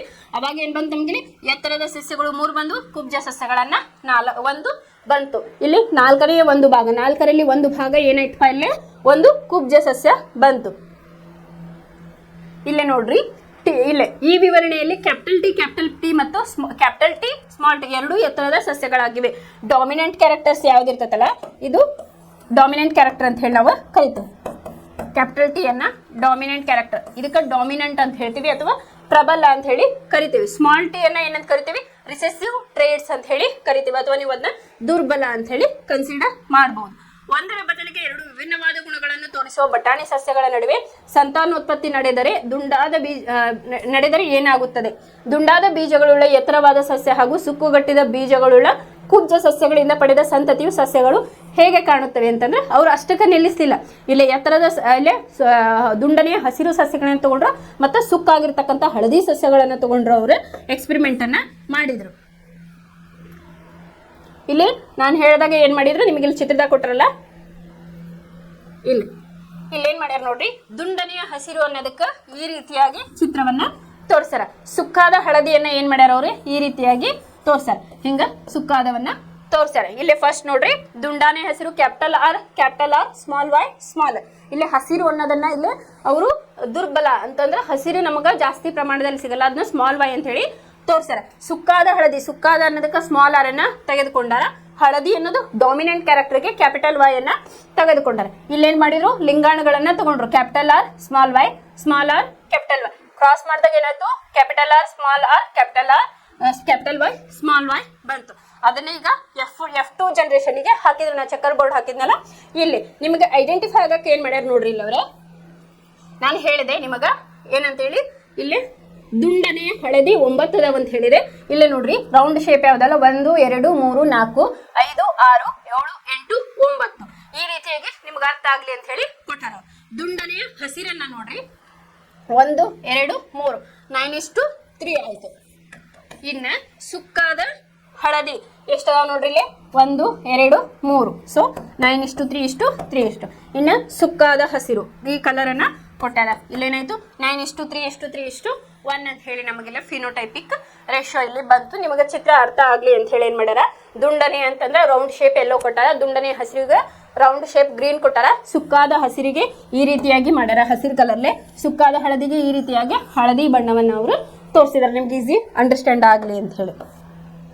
ಇನ್ನು ಇದರ ಗುಣಗಳು, ಈ ಗುಣಗಳು ಹೇಗೆ ವ್ಯಕ್ತವಾಗುತ್ತವೆ ಅಂತ ಹೇಳಿ ಇಲ್ಲಿ ಬಂದೈತೆ. ನಾನು ಮನುಷ್ಯರಲ್ಲಿ ತಗೊಂಡಾಗ ಗುಣಗಳು ಹೆಂಗೆ ವ್ಯಕ್ತ ಆಗ್ತದೆ ಅಂತ ಹೇಳಿದ್ದೆ. ಯಾವುದೋ ಪ್ರಬಲ ಒಂದು ಜೀನ್ಸ್ ಇರ್ತದಲ್ಲ ಅದರ ಗುಣಗಳು ಡಾಮಿನೆಂಟ್ ಆಗಿ ಇರ್ತಾವ. ಇಲ್ಲಿ ಕೂಡ ಹಾಗೆ ಸಸ್ಯಗಳಲ್ಲಿ ಈಗ ಕ್ಯಾಪಿಟಲ್ ಡಾಮಿನೆಂಟ್ ಯಾವ್ದು ಇರ್ತದಲ್ಲ ಅದು ಎತ್ತರ ಇದ್ರೆ ಎತ್ತರ ಆಗ್ತೈತಿ. ಯಾವ್ದು ಡಾಮಿನೆಂಟ್ ಕ್ಯಾರೆಕ್ಟರ್ ಇರ್ತದಲ್ಲ ಆ ಸಸ್ಯ ಅಲ್ಲಿ ನಾವು ಎತ್ತರ ಅಂತ ಹೇಳಿ ತೆಗೆದುಕೊಳ್ತೇವೆ. ಜೀವಕೋಶದಲ್ಲಿ ಪ್ರೋಟೀನ್ಗಳನ್ನು ತಯಾರಿಸಲು ಕೋಶೀಯ DNA ಮಾಹಿತಿಯ ಮೂಲವಾಗಿದೆ ಅಂತಂದ್ರೆ ಈ ಕ್ಯಾರೆಕ್ಟರಿಸ್ಟಿಕ್ಸ್ ಎಲ್ಲ ಎದ್ರ ಮೇಲೆ ಡಿಪೆಂಡ್ ಅದಾವು, ಕ್ರೋಮೋಸೋಮ್ ಆಗಿರ್ಬೋದು, ಜೀನ್ಸ್ ಮೇಲೆ ಡಿಪೆಂಡ್ ಇದಾವು ಅಂತ ಹೇಳಿ. ಒಂದು ಪ್ರೋಟೀನ್ ತಯಾರಿಕೆಗೆ ಬೇಕಾದ ಮಾಹಿತಿಯನ್ನು ಒದಗಿಸುವ DNA ಘಟಕವನ್ನು ಪ್ರೋಟೀನ್ ವಂಶವಾಹಿ ಅಥವಾ ಜೀನ್ ಎಂದು ನಾವು ಕರೆಯುತ್ತೇವೆ. ಇದರ ಡೆಫಿನಿಷನ್ ನಾನು ನಿನ್ನೆನೂ ಹೇಳಿದ್ದೆ, ಜೀನ್ ಅಂದ್ರೆ ಏನು, DNA ಅಂದ್ರೆ ಏನು ಅಂತ ಹೇಳಿ ಹೇಳಿದ್ದೆ. ಎತ್ತರಕ್ಕೆ ಕಾರಣವಾದ ಒಂದು ವಿಶಿಷ್ಟ ಗುಣವನ್ನು ನಾವು ತೆಗೆದುಕೊಳ್ಳೋಣ. ಎತ್ತರಕ್ಕೆ ಕಾರಣ ಅಂತಂದ್ರೆ ಕ್ಯಾಪಿಟಲ್ ಟಿ ಅಂತ ಹೇಳಿ. ಸಸ್ಯಗಳು ಬೆಳವಣಿಗೆಯನ್ನು ಪ್ರಚೋದಿಸುವ ಹಾರ್ಮೋನ್ಗಳನ್ನು ಹೊಂದಿರುತ್ತವೆ ಎಂದು ನಮಗೆ ತಿಳಿದಿದೆ. ಸಸ್ಯಗಳಲ್ಲೂ ಕೂಡ ಬೆಳವಣಿಗೆಯ ಹಾರ್ಮೋನ್ಗಳು ಅಂತ ಹೇಳಿರ್ತಾವ. ಅದು ಏನಾಗ್ತದೆ, ಇಲ್ಲಿ ಬೆಳವಣಿಗೆಯನ್ನು ಪ್ರಚೋದಿಸುವ ಹಾರ್ಮೋನ್ಗಳನ್ನು ಹೊಂದಿರುತ್ತವೆ. ಹೀಗಾಗಿ ಸಸ್ಯದ ಎತ್ತರ ಮತ್ತು ನಿರ್ದಿಷ್ಟ ಸ್ವ ಹಾರ್ಮೋನಿನ ಪ್ರಮಾಣವನ್ನು ಅವಲಂಬಿಸಿರುತ್ತದೆ. ಸಸ್ಯವು ಉತ್ಪತ್ತಿ ಮಾಡುವ ಹಾರ್ಮೋನ್ ಪ್ರಮಾಣವು ಉತ್ಪಾದನಾ ಪ್ರಕ್ರಿಯೆಯ ದಕ್ಷತೆಯನ್ನು ಅವಲಂಬಿಸಿರುತ್ತದೆ. ಈ ಹಾರ್ಮೋನ್ ಎಷ್ಟು ಜಾಸ್ತಿ ರಿಲೀಸ್ ಆಗ್ತದೆ ಹಂಗ ಸಸ್ಯ ಎತ್ತರವಾಗಿ ಬೆಳಿತೈತಿ ಅಂತೇಳಿ ಹೇಳಿದನು. ಈ ಪ್ರಕ್ರಿಯೆಗೆ ಅಗತ್ಯವಾದ ಕಿಣ್ವವೊಂದನ್ನು ಪರಿಗಣಿಸಿ. ಈ ಕಿಣ್ವ ದಕ್ಷತೆಯಿಂದ ಕಾರ್ಯನಿರ್ವಹಿಸಿದರೆ ಸಸ್ಯವು ಅಧಿಕ ಪ್ರಮಾಣದ ಹಾರ್ಮೋನ್ ರಿಲೀಸ್ ಆಗ್ತತಿ. ಇಲ್ಲೊಂದು ಕಿಣ್ವ ತನ್ನ ಕೆಲಸವನ್ನ ಹೆಚ್ಚಾಗಿ ಮಾಡಿದಾಗ ಹಾರ್ಮೋನ್ ಸರಿಯಾದ ಪ್ರಮಾಣದಲ್ಲಿ ಹೆಚ್ಚಿನ ಪ್ರಮಾಣದಲ್ಲಿ ರಿಲೀಸ್ ಆಗ್ತತಿ. ಇದರ ಪರಿಣಾಮವಾಗಿ ಸಸ್ಯವು ಎತ್ತರವಾಗಿ ಬೆಳೆಯುತ್ತದೆ. ಕಿಣ್ವದ ಜೀನ್ನಲ್ಲಿ ಬದಲಾವಣೆಯಾದರೆ ಆ ಕಿಣ್ವದ ಹಾರ್ಮೋನ್ ಪ್ರಮಾಣವು ಕಡಿಮೆ ಆಗುತ್ತದೆ. ಕಿಣ್ವ ಅಂದ್ರೆ ನಾವು ಎಂಜೈಮ್ ಅಂತ ಹೇಳಿನೂ ಕೂಡ ಕರಿತೇವೆ. ಅದರ ಪ್ರಮಾಣ ಕಡಿಮೆ ಆದ್ರೆ ಇಲ್ಲಿ ಕುಬ್ಜ ಸಸ್ಯವಾಗಿ ಅದು ಬೆಳಿತೈತೆ. ಯಾಕಂದ್ರೆ ಹಾರ್ಮೋನಿನ ಸ್ರವಿಕೆ ಏನಾಗ್ತದೆ ಕಡಿಮೆ ಆಗ್ತತಿ. ಇದರ ಪರಿಣಾಮವಾಗಿ ಸಸ್ಯವು ಕುಬ್ಜವಾಗುತ್ತದೆ. ಹೀಗಾಗಿ ವಂಶವಾಹಿಗಳ ಗುಣಗಳು ಅಥವಾ ಲಕ್ಷಣವನ್ನು ನಿಯಂತ್ರಿಸುತ್ತದೆ. ಅಂತಂದ್ರೆ ಜೀನ್ ಏನಿಲ್ಲ ಅದರ ಕ್ಯಾರೆಕ್ಟರಿಸ್ಟಿಕ್ ನ ಅದು ಡಿಫೈನ್ ಮಾಡ್ತತಿ ಅಂತ ಹೇಳಿ ಹೇಳ್ಯಾರ. ನಾವು ಚರ್ಚಿಸುತ್ತಿರುವ ಮೆಂಡೆಲರ ಪ್ರಯೋಗಗಳ ವಿವರಣೆಗಳು ಒಂದೊಮ್ಮೆ ಸರಿಯಾಗಿದ್ದರೆ ಲೈಂಗಿಕ ಸಂತಾನೋತ್ಪತ್ತಿ ಸಮಯದಲ್ಲಿ ಎರಡು ಪೋಷಕ ಜೀವಿಗಳು ತಮ್ಮ ಸಂತತಿಯ ಡಿಎನ್ಎಗೆ ಸಮಾನಾಗಿ ಕೊಡುಗೆ ನೀಡುತ್ತಿರಬೇಕು. ನಾವು ಈ ಸಮಸ್ಯೆಯನ್ನು ಹಿಂದಿನ ಅಧ್ಯಾಯದಲ್ಲಿ ಚರ್ಚಿಸಿದ್ದೇವೆ. ಎರಡು ಪೋಷಕ ಜೀವಿಗಳು ಈ ಗುಣವನ್ನು ನಿರ್ಧರಿಸಲು ಸಹಾಯ ಮಾಡಿದ್ದರೆ ಇಬ್ಬರು ಒಂದೇ ವಂಶವಾಹಿಯ ಪ್ರತಿಗಳನ್ನು ಸಂತತಿಗೆ ನೀಡಬೇಕು. ಅಂದರೆ ಪ್ರತಿ ಬಟಾಣಿ ಸಸ್ಯವು ತನ್ನ ಎಲ್ಲಾ ವಂಶವಾಹಿಗಳ ತಲಾ ಒಂದು ಪ್ರತಿಯನ್ನು ಪ್ರತಿಯೊಂದು ಪೋಷಕ ಸಸ್ಯದಿಂದ ಪಡೆದು ಪ್ರತಿಯೊಂದು ವಂಶವಾಹಿಯು ಜೋಡಿ ಪ್ರತಿಯನ್ನು ಹೊಂದಿರಬೇಕು. ಈ ವಿಧಾನದಲ್ಲಿ ಕಾರ್ಯನಿರ್ವಹಿಸಲು ಪ್ರತಿ ಪ್ರಜನನ ಕೋಶವು ಕೇವಲ ಒಂದು ವಂಶವಾಹಿ ಪ್ರತಿಯನ್ನು ಹೊಂದಿರಬೇಕು. ತಂದೆಯಿಂದ ಕೂಡ ಒಂದು ವಂಶವಾಹಿ ಬರ್ತೈತಿ, ತಾಯಿಯಿಂದ ಕೂಡ ವಂಶವಾಹಿ ಬರ್ತೈತಿ. ದೇಹದಲ್ಲಿರುವ ಎಲ್ಲಾ ಜೀವಕೋಶಗಳಂತೆ ಎರಡು ವಂಶವಾಹಿ ಪ್ರತಿಗಳನ್ನು ಹೊಂದಿರುವ ಪ್ರಜನನ ಕೋಶಗಳು ವಂಶವಾಹಿಗಳ ಒಂದೇ ಪ್ರತಿಗಳನ್ನು ಹೇಗೆ ತಯಾರಿಸುತ್ತವೆ? ಒಂದು ವೇಳೆ ಸಂತತಿಯ ಸಸ್ಯಗಳು ಪ್ರತಿ ಪೋಷಕ ಸಸ್ಯದಿಂದಲೇ ಒಂದು ವಂಶವಾಹಿಯ ಜೋಡಿ ಪ್ರತಿಗಳನ್ನು ಪೂರ್ಣವಾಗಿ ಅನುವಂಶೀಯವಾಗಿ ಪಡೆದಿದ್ದಲ್ಲಿ ಪ್ರಯೋಗ ಕೆಲಸ ಮಾಡಿ. ಎರಡು ಗುಣಗಳಾದ ಆರ್ ಮತ್ತು ಕ್ಯಾಪಿಟಲ್ ಆರ್ ಮತ್ತು ವಾಯ್ ಪರಸ್ಪರ ಜೊತೆಯಾಗಿರುವುದರಿಂದ ಸ್ವತಂತ್ರವಾಗಿ ಪೀಳಿಗೆಗೆ ವರ್ಗಾವಣೆಯನ್ನು ಮಾಡಲು ಸಾಧ್ಯ ಇಲ್ಲ. ಅಂದ್ರೆ dominant capital R capital Y ಅಂತ ಹೇಳಿ ಪ್ರತಿಯೊಂದು ವಂಶವಾಹಿ ಪ್ರತಿಯೂ ಕೂಡ ವರ್ಣತಂತು ಎಂದು ಕರೆಯಲ್ಪಡುವ ಡಿಎನ್ಎಯ ಪ್ರತ್ಯೇಕವಾದ ಸ್ವತಂತ್ರ ಘಟಕಗಳಂತಿವೆ, ಹೊರತು ಉದ್ದನೆಯ ದಾರದಂತಿಲ್ಲ ಎಂಬುದನ್ನು ನಾವು ವಿವರಿಸುತ್ತಿದ್ದೇವೆ ಅಂತ ಹೇಳಿ ಹೇಳ್ಯಾರ. ಇಲ್ಲಿ ಕ್ರೋಮೋಸೋಮ್ ಬಗ್ಗೆ ನಿಮಗೆ ಅವರು ಹೇಳ್ಯಾರ. ಅದು ಯಾವ ರೀತಿಯಾಗಿರ್ತತಿ ಅಂತಂದ್ರೆ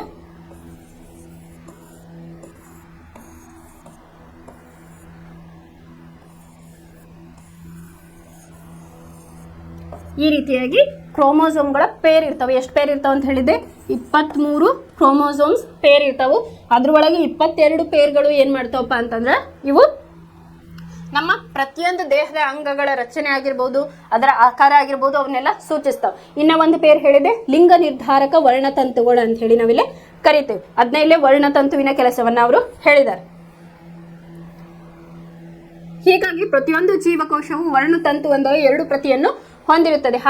ಹಾಗೂ ತಲಾ ಒಂದು ಪ್ರತಿಯನ್ನು ಗಂಡು ಮತ್ತು ಹೆಣ್ಣು ಪೋಷಕಗಳ ಜೀವಿಗಳಿಂದ ಪಡೆಯುತ್ತದೆ. ಫಾರ್ ಎಕ್ಸಾಂಪಲ್ ಇದೊಂದು ಪೇರ್ ಇನ್ನೊಂದು ಪೇರ್ ಹಾಕ್ತೇವೆ ಅಂತಂದ್ರೆ ಏನಾಗಿರ್ತೈತಿ? ತಂದೆಯಿಂದನೂ ಕ್ರೋಮೋಸೋಮ್ ಬರ್ತೈತಿ, ತಾಯಿಯಿಂದನೂ ಕೂಡ ಕ್ರೋಮೋಸೋಮ್ ಬರ್ತೈತಿ. ಅಲ್ಲಿ ಯಾವ್ದು ಡಾಮಿನೆಂಟ್ ಇರ್ತೈತಲ್ಲ ಅದ್ರದ್ದು ಕ್ಯಾರೆಕ್ಟರಿಸ್ಟಿಕ್ಸ್ ಮಗುವಿಗೆ ಬರ್ತಾವು ಅಂತ ಹೇಳಿ.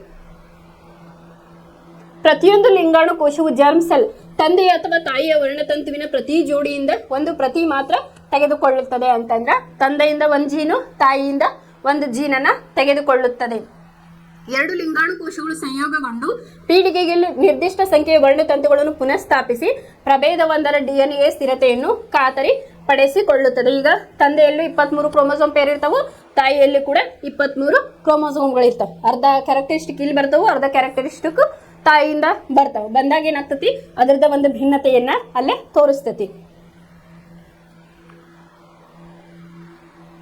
ಅನುವಂಶೀಯತೆಯ ಈ ಬಗೆಯ ಕಾರ್ಯವಿಧಾನ ಮೆಂಡೆಲರ ಪ್ರಯೋಗಗಳ ಫಲಿತಾಂಶವನ್ನು ವಿವರಿಸುತ್ತದೆ. ಇದನ್ನು ಲೈಂಗಿಕವಾಗಿ ಸಂತಾನೋತ್ಪತ್ತಿ ಮಾಡುವ ಎಲ್ಲ ಜೀವಿಗಳು ಬಳಸುತ್ತವೆ. ಆದರೆ ಅಲೈಂಗಿಕವಾಗಿ ಪುನರುತ್ಪಾದನೆ ನಡೆಸುವ ಜೀವಿಗಳು ಇದೇ ರೀತಿಯ ಅನುವಂಶೀಯ ನಿಯಮಗಳನ್ನು ಅನುಸರಿಸುತ್ತವೆಯೇ ಅಂತ ಹೇಳಿ ಕೇಳ್ಯಾರ. ಅಂದ್ರೆ ಇದು ಲೈಂಗಿಕ ಸಂತಾನೋತ್ಪತ್ತಿ ಆಯಿತು. ಅಲೈಂಗಿಕ ಸಂತಾನೋತ್ಪತ್ತಿ ಬಗ್ಗೆ ಈಗಾಗಲೇ ಕಲ್ತೀವಿ, ಅಲ್ಲೇನು ಭಿನ್ನತೆಯನ್ನು ನಾವು ಕಾಣುವುದಿಲ್ಲ ಅಂತ ಹೇಳಿ ಹೇಳ್ಯಾರ. ಇದು ಸಿಂಪಲ್ ಏನಪ್ಪಾ ಅಂತಂದ್ರೆ ಕ್ಯಾರೆಕ್ಟರಿಸ್ಟಿಕ್ಸ್ ಬಗ್ಗೆ ಹೇಳ್ಯಾರ. ಗುಣಗಳು ಯಾವ ರೀತಿಯಾಗಿ ಬರ್ತಾವು ಅಂತ ಹೇಳಿದ್ರು. ಈಗ ಸಸ್ಯಗಳನ್ನ ಮಾಡಿದಾಗ F1 ಜನರೇಷನ್ ಒಳಗ ನಮ್ಗೆ F1 ಜನರೇಷನ್ ಒಳಗ ನಾವು ಎತ್ತರದ ಮತ್ತು ಕುಬ್ಜ ಸಸ್ಯವನ್ನ ತಗೊಂಡಾಗ ಎಲ್ಲವೂ ನಮ್ಗೆ ಇಲ್ಲೇ ಇದು ಬಂತು, ಎತ್ತರದ ಸಸ್ಯಗಳು ಬಂದ್ವು. ಅದೇ ರೀತಿಯಾಗಿ ಅವ್ರು ಏನ್ ಮಾಡಿದ್ರು, ನೆಕ್ಸ್ಟ್ F2 ಜನರೇಷನ್ ಅನ್ನ ಮಾಡಿದ್ರು. ಅವ್ರು ಏನ್ ಮಾಡಿದ್ರು, ಒಂದೇ ರೀತಿಯ ಎತ್ತರವಾದ ಸಸ್ಯಗಳಿಗೆ ಅಲ್ಲೇ ಸೆಲ್ಫ್ ಪಾಲಿನೇಷನ್ ಅನ್ನ ಮಾಡಿದಾಗ ಏನಾಯ್ತಲ್ಲೇ ನಮಗೆ 3 ಎತ್ತರದ ಸಸ್ಯ ಬಂತು, ಒಂದು ಕುಬ್ಜ ಸಸ್ಯ ಬಂತು. ಅದಕ್ಕೆ ನಾನು ನಿನ್ನೆ ಒಂದೇ ಎಕ್ಸಾಂಪಲ್ ಅನ್ನ ಕೊಟ್ಟಿದ್ದೆ ನಿಮಗೆ. ಇಲ್ಲೊಂದು ಕಪ್ಪು ಎರಡು ಕಪ್ಪು ನಾಯಿಗಳು ಸಮ್ಮಿಲನ ಹೊಂದಿದಾಗ ಏನಾಯ್ತು, ಫಸ್ಟ್ ಜನರೇಷನ್ ಒಳಗೆ ಏನಾಯ್ತು, ಫಸ್ಟ್ ಕನ್ಸೀವ್ ಇದ್ದಾಗ ಬ್ಲ್ಯಾಕ್ ಕಪ್ಪು ನಾಯಿನೇ ಅಲ್ಲೇ ಬಂತು.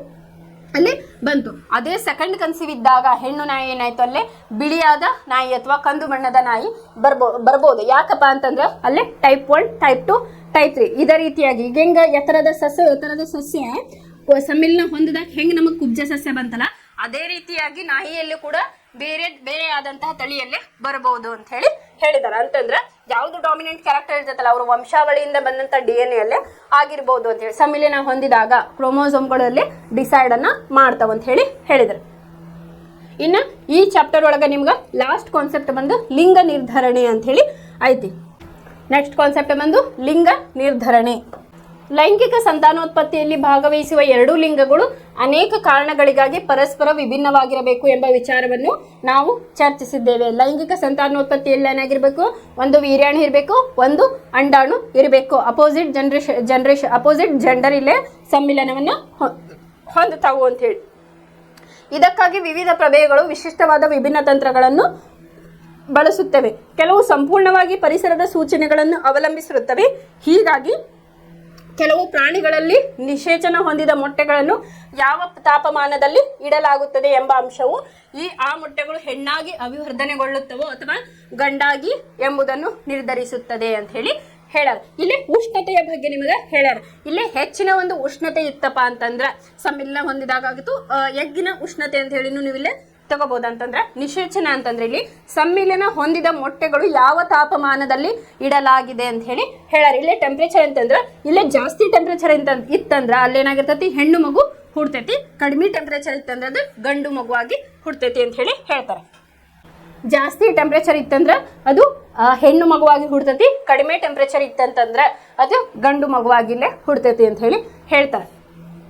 ಇತರ ಪ್ರಾಣಿಗಳಲ್ಲಿ ಉದಾಹರಣೆಗೆ ಬಸವನ ಹುಳುವಿನಲ್ಲಿ ಜೀವಿಗಳು ಲಿಂಗವನ್ನು ಬದಲಿಸಬಹುದು ಅಂತಂದ್ರೆ ಈ ಬಸವನ ಹುಳು ಅಂತ ಹೇಳಿ ನಾವೇನ್ ಕರಿತವಲ್ಲ, ಅದೇ ಏನ್ ಮಾಡ್ತದಪ್ಪ ಅಂತಂದ್ರೆ ಪ್ರಕೃತಿಗೆ ತಕ್ಕಂತೆ ಅದೇನ್ ಮಾಡ್ತತಿ, ನೇಚರಿಗೆ ತಕ್ಕಂತೆ ತನ್ನ ಲಿಂಗವನ್ನ ಬದಲಾವಣೆಯನ್ನ ಮಾಡ್ತಾ ಇರ್ತತಿ ಅಂತ ಹೇಳ್ತಾರೆ. ಮಾನವರಲ್ಲಿ ಲಿಂಗವು ಹೆಚ್ಚು ತಳೀಯವಾಗಿಯೇ ನಿರ್ಧರಿಸಲ್ಪಡುತ್ತದೆ. ನಮ್ಮ ಪೋಷಕರಿಂದ ಪಡೆದ ವಂಶವಾಹಿಗಳು ನಾವು ಹುಡುಗರಾಗುತ್ತೇವೆ ಅಥವಾ ಹುಡುಗಿಯರಾಗುತ್ತೇವೆ ಎಂಬುದನ್ನು ನಿರ್ಧರಿಸುತ್ತದೆ. ಅಂತಂದ್ರೇನು, ಪೋಷಕರಿಂದ ಪಡೆದ ಅಂತಂದ್ರೆ ಹೆಚ್ಚಿನಾಗಿ ಇಲ್ಲಿ ಲಿಂಗ ನಿರ್ಧರಣೆ ಮಾಡೋದೇ ಯಾರಪ್ಪ ಅಂತಂದ್ರೆ ತಂದೆ ಅಂತ ಹೇಳಿ ನಾವಿಲ್ಲೇ ಹೇಳ್ತೇವೆ. ಆದರೆ ಇಲ್ಲಿಯವರೆಗೆ ನಾವು ಎರಡೂ ಪೋಷಕರಿಂದ ಒಂದೇ ಬಗೆಯ ವಂಶವಾಹಿ ಜೋಡಿಗಳನ್ನು ಅನುವಂಶೀಯವಾಗಿ ಪಡೆಯುತ್ತೇವೆ ಎಂದು ಭಾವಿಸಿದ್ದೇವೆ. ಹಾಗಿದ್ದರೆ ಅನುವಂಶೀಯತೆ ಹೇಗೆ ಲಿಂಗವನ್ನು ನಿರ್ಧರಿಸುತ್ತದೆ? ಇಲ್ಲಿ ಮತ್ತು ಏನು ಹೇಳಿದ್ರು, ಕ್ರೋಮೋಸೋಮ್ಸ್ ಬಗ್ಗೆನೇ ಹೇಳಿದ್ದಾರೆ. ಅಂತಂದ್ರೆ 23 ಪೇರಲ್ಲಿ 22 ಪೇರು ನಮ್ಮ ಅಂಗಾಂಗಗಳನ್ನು ನಿರ್ಧರಿಸಿದ್ರ ಪ್ರೋಟೀನ್ ಅನ್ನ, ಅದು ಮಾಹಿತಿಯನ್ನ ಕೊಟ್ರ ಪ್ರೋಟೀನಿಗೆ. ಇನ್ನ ಒಂದು ಪೇರ್ ಏನ್ ಮಾಡ್ತದಪ್ಪ ಅಂದ್ರೆ ಲಿಂಗ ನಿರ್ಧರಣೆಯನ್ನ ಮಾಡ್ತೈತೆ ಅಂತ ಹೇಳೋದು. ಮನುಷ್ಯರ ಎಲ್ಲ ವರ್ಣತಂತುಗಳು ಜೋಡಿಯಾಗಿರುವುದಿಲ್ಲ ಎಂಬ ವಾಸ್ತವದಲ್ಲಿ ಇದನ್ನು ವಿವರಿಸಬಹುದಾಗಿದೆ. ಮಾನವರ ಬಹುತೇಕ ವರ್ಣತಂತುಗಳು ತಂದೆಯ ಮತ್ತು ತಾಯಿಯ ಪ್ರತಿಗಳನ್ನು ಹೊಂದಿದ್ದು ನಮ್ಮಲ್ಲಿ ಇಂತಹ 22 ಜೋಡಿಗಳಿವೆ. ಆದರೆ ಲಿಂಗ ವರ್ಣತಂತುಗಳೆಂದು ಕರೆಯಲ್ಪಡುವ ಒಂದು ಜೋಡಿ ಬೆಸ ಆಗಿದ್ದು ಯಾವಾಗಲೂ ಪರಿಪೂರ್ಣ ಜೋಡಿ ಆಗಿಲ್ಲ. ಮಹಿಳೆಯರು ಲಿಂಗ ವರ್ಣತಂತುಗಳ ಪರಿಪೂರ್ಣ ಜೋಡಿಯನ್ನು ಹೊಂದಿದ್ದು ಎರಡನ್ನು ಎಕ್ಸ್ ವರ್ಣತಂತುಗಳು ಎಂದು ಕರೆಯಲಾಗುತ್ತದೆ. ಇಲ್ಲೇ 23 ಪೇರೊಳಗೆ ಏನಾಗಿರ್ತಪ್ಪ ಅಂತಂದ್ರೆ ಗಂಡು ಮಕ್ಕಳಲ್ಲಿ XY ತಂದೆ ಅಂತ ಹೇಳಿ ತಗೊಳ್ಳೋಣ. ಗಂಡು ಮಕ್ಕಳನ್ನ XY, ಇದ್ರ ಬಗ್ಗೆ ಆಲ್ರೆಡಿ ಹೇಳೇನೆ ನಾನು. ತಾಯಿದು ಕ್ರೋಮೋಸೋಮ್, ತಾಯಿದು XX ಅಂತ ಹೇಳಿ ನಾವು ಕನ್ಸಿಡರ್ ಮಾಡ್ತೇವೆ. ತಾಯಿಯಿಂದ ಕೊಡಬೇಕಾಗಿದ್ದು ಓನ್ಲಿ X ಕ್ರೋಮೋಸೋಮ್ ಅನ್ನ ಮಾತ್ರ ತಾಯಿ ಕೊಡಬಲ್ಲಳು. ಇಲ್ಲಿ ಲಿಂಗ ನಿರ್ಧಾರವನ್ನ ಯಾರು ಮಾಡ್ತಾರ? ತಂದೆ. ಯಾವ್ದು ಕ್ರೋಮೋಸೋಮ್ ಇಲ್ಲಿ ಹೋಗ್ತತಲ್ಲ ಸಮ್ಮಿಲನ ಹೊಂದಿದಾಗ ಅದು ಇಲ್ಲಿ ಲಿಂಗ ನಿರ್ಧಾರ ಆಗ್ತತಿ. X ಬಂತಂದ್ರ ಹೆಣ್ಣು ಮಗು, X ತಾಯಿಯಿಂದ ಅಂತೂ X ಕ್ರೋಮೋಸೋಮ್, ಅಲ್ಲಿ ಇರೋ ಕ್ರೋಮೋಸೋಮ್ ಏನು X ಕ್ರೋಮೋಸೋಮ್ಗಳು ಅದು X ಕೊಡ್ಬೇಕು ತಾಯಿ. ತಂದೆಯಿಂದ ಡಿಫ್ರೆಂಟ್ ಕ್ರೋಮೋಸೋಮ್ ಅದಾವ X ಮತ್ತು Y. ಸೊ ತಂದೆ ಯಾವ್ದು X ಕೊಟ್ರೆ ಹೆಣ್ಮಗು ಹುಡ್ತೈತಿ, Y ಕೊಟ್ರೆ ಗಂಡು ಮಗು ಹುಡ್ತೈತಿ ಅಂತ ಹೇಳಿ ಇಲ್ಲಿ ಹೇಳಿದ್ದಾರೆ. ಪುರುಷರಲ್ಲಿ ಹೊದಿಕೆಯಾಗದ ಜೋಡಿ ಇದ್ದು ಒಂದು ಸಾಮಾನ್ಯ ಗಾತ್ರದ X ಮತ್ತು ಇನ್ನೊಂದು ಚಿಕ್ಕದಾಗಿದ್ದು Y ಎಂದು ಕರೆಯಲ್ಪಡುತ್ತದೆ. ಆದ್ದರಿಂದ ಮಹಿಳೆಯರು XX, ಪುರುಷರು XY ಆಗಿದ್ದಾರೆ. ಈಗ X ಮತ್ತು Yಗಳ ಅನುವಂಶೀಯ ವಿನ್ಯಾಸವು ಯಾವ ರೀತಿ ಇರಬಹುದೆಂದು ನಾವು ಪಡೆದುಕೊಳ್ಳಬಹುದು ಅಂತ ಹೇಳ. ಇಲ್ಲಿ ನೋಡ್ರಿ, ಅದನ್ನ ನಾ ಇದನ್ನ ತೋರಿಸಿದ್ನಲ್ಲ ನಿಮಗ ಚಿತ್ರದಲ್ಲಿ, ಅದನ್ನೇ ಇಲ್ಲೇ ನಿಮಗ ತೋರಿಸಿದಾರೆ. ಗಂಡಿಗೆ XY ಅಂತ, ಹೆಣ್ಣಿಗೆ XX ಅಂತ ಹೇಳಿ ತೋರಿಸಿದಾರೆ. ಇಲ್ಲೇನಾಯ್ತು, X ಮತ್ತು Y ಬಂತು ಅಂತಂದ್ರೆ ಇಲ್ಲೊಂದು ಯುಗ್ಮಜ ಉಂಟಾಯ್ತು. X ಇಲ್ಲಿ ನೋಡ್ರಿ, ಇದು ಸ್ಪರ್ಮ್, ಇದು egg. X Y X X, ಹೌದಾ? ಇಲ್ಲಿ ಕ್ರಾಸ್ ಆದಾಗ ಎಕ್ಸ್ ಎಕ್ಸ್ ಅಂತಂದ್ರೆ ಹೆಣ್ಣು ಮಗು, ಆಯ್ತಾ? ಇಲ್ಲಿ ಹೆಣ್ಣು ಅಂತ ಕೊಟ್ಟಾರ. ಇದು ಎಕ್ಸ್ ಮತ್ತೆ ಇದು ವೈ. ಎಕ್ಸ್ ಇಲ್ಲ ಎಕ್ಸ್ ಮತ್ತು ವೈ, ಹೆಣ್ಣಿನಿಂದ ಎಕ್ಸ್ ಬಂತು, ಗಂಡಿನಿಂದ ಇಲ್ಲೇ ವೈ ಬಂತು. ಸೊ ಅವಾಗ ಏನಾಯ್ತು, ಇಲ್ಲೇ ಗಂಡು ಮಗುವಿನ ಜನನ ಆಯ್ತು. ಇದನ್ನ ನಾ ಈ ರೀತಿಯ ಹಾಕಿನಿ, ಅವರು ವಿತ್ ಪಿಕ್ಚರನ್ನು ನಿಮ್ಗೆ ತೋರಿಸಿದ್ದಾರೆ. ಇಲ್ಲೇ ಇದು ಗಂಡು, ಇದು ಹೆಣ್ಣು, ಇದು ಲಿಂಗಾಣುಗಳು ಸ್ಪರ್ಮ್, ಇದು ಎಗ್ ಅಂತ ಹೇಳಿ. ಇಲ್ಲೇ ಲಿಂಗಾಣುಗಳು ಎಕ್ಸ್ ಮತ್ತು ವೈ, ಹೆಣ್ಣು ಮಕ್ಕಳಲ್ಲಿ ಎಕ್ಸ್ ಅಂತ ಹೇಳಿ ತಗೊಂಡಾರ. ಇಲ್ಲೇ ನೋಡ್ರಿ, ಯುಗ್ಮಜ ಉಂಟುಬಾಕ ಎಕ್ಸ್ ಬಂತ, ಇಲ್ಲಿಂದ ಎಕ್ಸ್ ಬಂತು, ಆಮೇಲೆ ಇಲ್ಲಿಂದ ಎಕ್ಸ್ ಬಂತು, ಇಲ್ಲಿಂದ ವೈ ಬಂತು. ಇದು ಎಕ್ಸ್ ಎಕ್ಸ್ ಇದ್ದಿದ್ದು ಹೆಣ್ಣು ಮಗು ಆಯಿತು, ಎಕ್ಸ್ ವೈ ಇದ್ದಿದ್ದು ಗಂಡು ಮಗು ಆಗಿಲ್ಲೇ ಜನನವನ್ನು ಹೊಂದಿತೈತಿ ಅಂತ. ಅರ್ಧದಷ್ಟು ಮಕ್ಕಳು ಹುಡುಗರು ಮತ್ತು ಅರ್ಧದಷ್ಟು ಹುಡುಗಿಯರು ಎಂದು ಚಿತ್ರ 8.6ರಲ್ಲಿ ತೋರಿಸಿದೆ. ಎಲ್ಲ ಮಕ್ಕಳು ತಾಯಿಯಿಂದ ಅವರ ಹುಡುಗ ಅಥವಾ ಹುಡುಗಿಯಾಗಿದ್ದರು ಎಕ್ಸ್ ವರ್ಣತಂತುವನ್ನೇ ಪಡೆಯುತ್ತಾರೆ. ಇಲ್ಲಿ ನೋಡ್ರಿ, ಎಲ್ಲ ಮಕ್ಕಳು ತಮ್ಮ ತಾಯಿಯಿಂದ ಅವರು ಹುಡುಗ ಅಥವಾ ಹುಡುಗಿಯಾಗಿದ್ದರು ಎಕ್ಸ್ ವರ್ಣತಂತುವನ್ನೇ ಪಡೆಯುತ್ತಾರೆ. ಹೀಗಾಗಿ ತಮ್ಮ ತಂದೆಯಿಂದ ಅನುವಂಶೀಯವಾಗುವ ವರ್ಣತಂತುವಿನಿಂದ ಮಕ್ಕಳು ನಿರ್ಧರಿಸಲ್ಪಡುತ್ತದೆ. ಇದು ಕ್ವಶನ್ ಬರ್ತೈತಿ. ಲಿಂಗ ನಿರ್ಧಾರ ತಾಯಿಯಿಂದ ಆಗ್ತತೋ ತಂದೆಯಿಂದ ಆಗ್ತತೋ ವಿವರಿಸಿ ಅಂತ, ಕಾರಣ ಸೂಕ್ತ ಕಾರಣಗಳೊಂದಿಗೆ ವಿವರಿಸಿ ಅಂತ ಹೇಳಿದಾಗ ನೀವು ಇದನ್ನ ಹೇಳಬೇಕು. ತಾಯಿಯಿಂದ ಬರೀ ಎಕ್ಸ್ ಎಕ್ಸ್ ಕ್ರೋಮೋಸೋಮ್ ಬರ್ತೈತಿ, ತಾಯಿಯಿಂದ ಬರೀ ಎಕ್ಸ್ ಎಕ್ಸ್ ಕ್ರೋಮೋಸೋಮ್ ಬರ್ತೈತಿ, ತಂದೆಯಿಂದ ಎಕ್ಸ್ ವೈ ಕ್ರೋಮೋಸೋಮ್ಗಳು ಬರ್ತಾವು. ಇವು ಎರಡು ಸಮ್ಮಿಲನವನ್ನು ಹೊಂದಿದಾಗ ತಂದೆಯಿಂದ ವೈ ಕ್ರೋಮೋಸೋಮ್ ಬಂದ್ರೆ ಗಂಡು ಮಗು ಹುಟ್ಟುತ್ತದೆ, ತಂದೆಯಿಂದ ಎಕ್ಸ್ ಕ್ರೋಮೋಸೋಮ್ ಬಂದ್ರೆ ಹೆಣ್ಣು ಮಗು ಜನಿಸುತ್ತದೆ. ಇಲ್ಲಿ ತಂದೆಯಿಂದ ಲಿಂಗ ನಿರ್ಧಾರ ಆಗುತ್ತದೆ ಅಂತ ಹೇಳಿ ನೀವು ಬರಿಬೇಕು. ನೆಕ್ಸ್ಟ್, ಹೀಗಾಗಿ ತಮ್ಮ ತಂದೆಯಿಂದ ಅನುವಂಶೀಯವಾಗುವ ವರ್ಣತಂತುವಿನಿಂದ ಮಕ್ಕಳ ಲಿಂಗವು ನಿರ್ಧರಿಸಲ್ಪಡುತ್ತದೆ. ತಂದೆಯಿಂದ ಎಕ್ಸ್ ವರ್ಣತಂತು ಪಡೆದರೆ ಅದು ಹುಡುಗಿಯಾಗುತ್ತದೆ, ವಾಯು ವರ್ಣತಂತುವನ್ನು ಪಡೆದರೆ ಅದು ಮಗು ಹುಡುಗನಾಗುತ್ತದೆ ಅಂತ ಹೇಳೋಣ. ಇಲ್ಲೇ ಇನ್ನೊಂದು ಕ್ಯಾರೆಕ್ಟರಿಸ್ಟಿಕ್ ನಾನು ಹೈಯರ್ ಕ್ಲಾಸಸ್ಸಿಗೆ ಹೋದಾಗ ಕಲಿತೀರಿ. ಯಾಕಪ್ಪ ಅಂತಂದ್ರೆ ಈ ಹೆಣ್ಣು ಮಕ್ಕಳು ಜಾಸ್ತಿ ತಂದೆಯೊಂದಿಗೆ ಬಲವನ್ನು ಹೊಂದಿರ್ತಾವೆ, ಜಾಸ್ತಿ ಪ್ರೀತಿಯನ್ನ ತಾಯಿಗಿಂತ ತಂದೆಗೆ ಅದಕ್ಕೂ ಕೂಡ ಸೈಂಟಿಫಿಕ್ ರೀಸನ್ ಅನ್ನು ನೀವು ಹೈಯರ್ ಕ್ಲಾಸಸ್ ಅಲ್ಲಿ ಕಲ್ತಿರ್ತೀರಿ. ಅದೇ ರೀತಿಯಾಗಿ ಮಗನಾದವನು ತಾಯಿಯನ್ನ ತಾಯಿಯ ಕಡೆ ಒಂದು ಜಾಸ್ತಿ ಬಲವನ್ನ ಹೊಂದಿರ್ತಾರೆ. ಅದನ್ನ ನೀವು ಹೈಯರ್ ಕ್ಲಾಸಸ್ಸಿಗೆ ಹೋದಾಗ ಅದ್ರ ಬಗ್ಗೆ ತಿಳ್ಕೊತೀರಿ.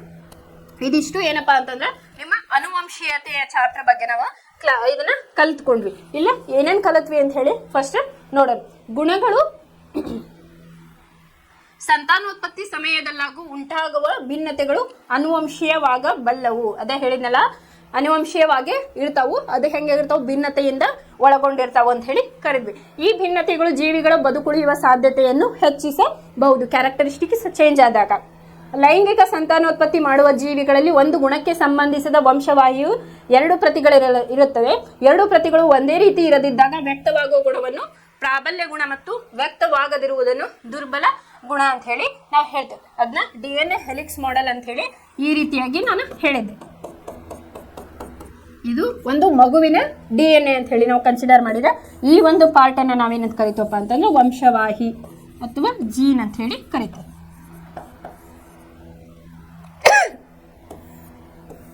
ಇದು ಮಗುವಿಂದು ಫಸ್ಟ್ DNA ಹೆಂಗ್ ಬರ್ತಪ್ಪ ಅಂದ್ರೆ ಒಂದು ತಾಯಿಯಿಂದ ಬರ್ತತಿ, ಒಂದು ತಂದೆಯಿಂದ ಬಂದು ಅದರ ಕ್ಯಾರೆಕ್ಟರಿಸ್ಟಿಕ್ಸ್ ಅಲ್ಲೇ ಡಾಮಿನೆಂಟ್ ಆಗಿ ಬರ್ತಾವೆ. ಯಾವುದು ದುರ್ಬಲ ಇರ್ತತಿ ಅದು ಕ್ಯಾರೆಕ್ಟರಿಸ್ಟಿಕ್ ಬರಲ್ಲ, ಯಾವುದು ಪ್ರಬಲ ಇರ್ತದಲ್ಲ ಆ ಕ್ಯಾರೆಕ್ಟರಿಸ್ಟಿಕ್ಸ್ ಮಗುವಿಗೆ ಬರ್ತೈತಿ ಅಂತ ಹೇಳಿ. ಜೀವಿಯೊಂದರಲ್ಲಿರುವ ಪ್ರತಿಯೊಂದು ಗುಣಗಳು ಪ್ರತ್ಯೇಕವಾಗಿ ಅನುವಂಶೀಯವಾಗಬಲ್ಲವು.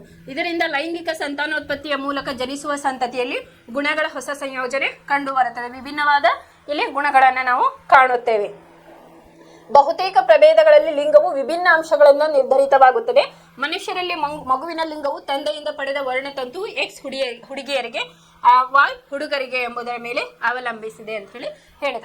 ಇದಿಷ್ಟು ನಿಮ್ಮ ಅನುವಂಶೀಯತೆಯ ಚಾಪ್ಟರ್ ಬಗ್ಗೆ ಆಯ್ತು. ಈ ಮೆಂಡೆಲ್ಲರ ನಿಯಮವನ್ನ ವಿತ್ ನಾವು ಒಂದು ಡೈಗ್ರಾಮ್ ಅಥವಾ ಒಂದು ಯೂಟ್ಯೂಬ್ನಲ್ಲಿ ನಾವು ನೋಡೋಣ, ಯಾವ ರೀತಿಯಾಗಿ ಕ್ರಾಸ್ ಮಾಡಿ ಅಲ್ಲಿ ಸಸ್ಯಗಳು ಬೆಳಿತಾವ ಅಂತ ಹೇಳಿ ನೋಡೋಣ.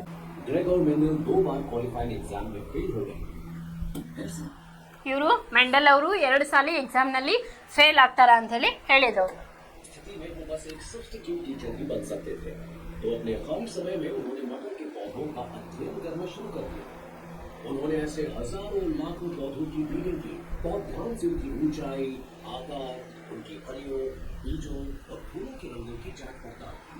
मेंडल ब्रीडिंग से जुड़ी एक विश्वसनीय थियरी की खोज में थे, ताकि पहले से ही पता चल सके कि किसी लंबे पौधे का मिलन छोटे पौधे ಇಲ್ಲಿ ಏನ್ ಮಾಡಿದ್ರು ಅಲ್ಲೇ ನೋಡಿರ್ಬೋದು ನೀವು ಪರಾಗರೇಣುಗಳನ್ನ ಅವರು ಕಿತ್ಕೊಂಡು ಏನ್ ಮಾಡಿದ್ರು ಎತ್ತರದ ಸಸ್ಯವೊಂದಿಗೆ ಈಗ ಕುಬ್ಜ ಸಸ್ಯದ ಜೊತೆಗೆ ಅವರು ಇದನ್ನ ಪಾಲಿನೇಷನ್ ಅನ್ನ ಮಾಡ್ತಾ ಇದ್ದಾರೆ ಕ್ರಾಸ್ ಪಾಲಿನೇಷನ್ उन्होंने पता लगाया कि हर बार दाने पीले होंगे।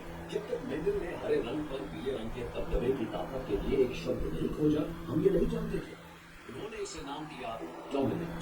उन्हें ये जानकर खुशी हुई कि हमको पहले से ಡಾಮಿನೆಂಟ್ ಅಂದ್ರೆ ಏನಿಲ್ಲ ಪ್ರಬಲವಾದ ಕ್ಯಾರೆಕ್ಟರಿಸ್ಟಿಕ್ಸ್ ಅಂತ ಹೇಳಿ ಹೇಳಿದ್ದಾರೆ तो बता सकते थे कि मदर की अगली नस्ल कैसी होगी।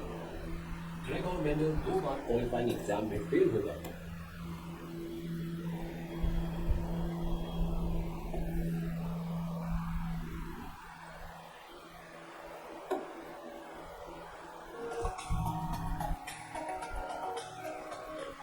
ಇದು ಲೈವ್ ಆಗಿನೇ ನೀವು ನೋಡ್ಬೋದು ಯಾವ ರೀತಿ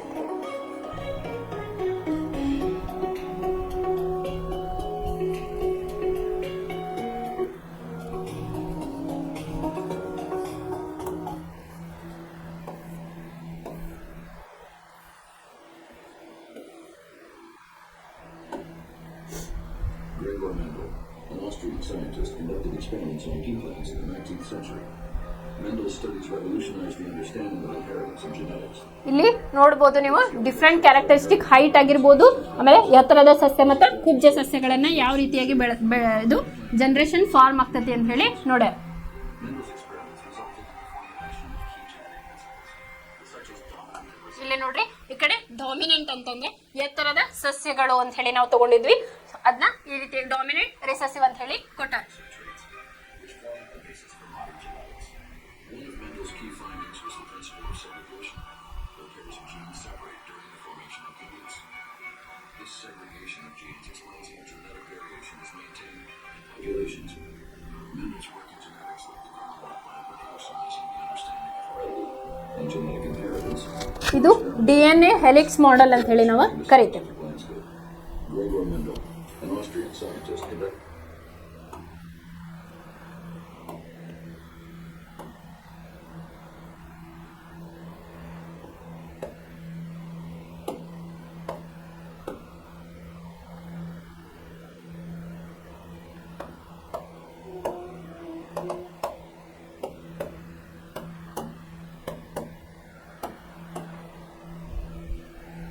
ಇಲ್ಲೇ ನಾನು ನಿಮಗೆ DNA ಯಾವ ರೀತಿಯಾಗಿರ್ತತಿ ಅಂತ ಹೇಳಿ ನಾನು ಒಂದು ರಫ್ ಚಿತ್ರವನ್ನ ಹಾಕಿದ್ದೆ ಇದು ಮೈಕ್ರೋಸ್ಕೋಪ್ ಒಳಗೆ ನೋಡಿದಾಗ ಯಾವ ರೀತಿಯಾಗಿರ್ತತಿ ಅಂತ ಹೇಳಿ ತೋರಿಸಿದ್ದಾರೆ ನೋಡ್ರಿ DNA ಡಬಲ್ ಹೆಲಿಕ್ಸ್ ಅಂತ ಹೇಳಿ ಈ ರೀತಿಯಾಗಿ ಅದು ಇರ್ತೈತಿ ಇದಕ್ಕೆ ಏನಂತಾರಪ್ಪ ಅಂತಂದ್ರೆ DNA ಡಬಲ್ ಹ್ಯಾಲಿಕ್ಸ್ ಮಾಡೆಲ್ ಅಂತ ಹೇಳಿ ಇದಕ್ಕೆ ನಾವೇನಂತೀವಿ ವರ್ಣತಂತುಗಳಿಗೆ ವಂಶವಾಹಿ ಅಂತ ಹೇಳಿ ಕರಿತೀವಿ ಅದಕ್ಕೆ ನಾ ಏನಂದ್ರೆ ಜೀನ್ ಅಂತ ಹೇಳಿ ನಿಮ್ಗೆ ಹೇಳಿದೆ ಅದೇನಪ್ಪ ಅಂತಂದ್ರೆ ವಂಶವಾಹಿ ಪ್ರತಿಯೊಂದು DNA ದಲ್ಲೂ ಕೂಡ ಜೀನ್ಸ್ಗಳು ಇರ್ತಾವ ವಂಶವಾಹಿಗಳು ಇರ್ತಾವು ಅಂತ ಹೇಳಿ ಹೇಳಿದ್ವಿ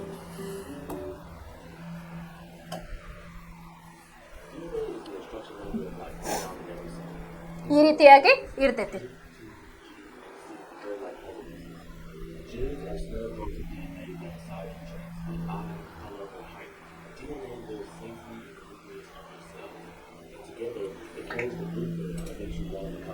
ಇಲ್ಲೇನು ಹೇಳ್ಯಾರ ಪ್ರತಿಯೊಂದು ಕೂದಲಿನ ಕಲರ್ ಆಗಿರ್ಬೋದು ಕಣ್ಣಿನ ಕಲರ್ ಆಗಿರ್ಬೋದು ಎಲ್ಲವೂ DNA ಮೇಲೆ ಅಲ್ಲ ಅದರಲ್ಲಿಂತ ವಂಶವಾಹಿ ಮೇಲೆ ಡಿಪೆಂಡ್ ಇರ್ತತಿ ಅಂತ ಹೇಳಿ ಹೇಳಿದ್ದಾರೆ ಇನ್ನು ಕ್ರೋಮೋಸೋಮ್ಗಳ ಬಗ್ಗೆ ಒಂದಿಷ್ಟು ನೋಡೋಣ ಅಂತ ಪೇರ್ ಬಗ್ಗೆ ಹೇಳಿದೆ ಅದು ಯಾವ ರೀತಿ ಇರ್ತಾವು ಅಂತ ಹೇಳಿ ಇದು ಕ್ರೋಮೋಸೋಮ್ನ ಸ್ಟ್ರಕ್ಚರನ್ನು ತೋರಿಸಿದ್ದಾರೆ ನಿಮಗೆ ಇದು ಒಂದು DNA ಫಸ್ಟ್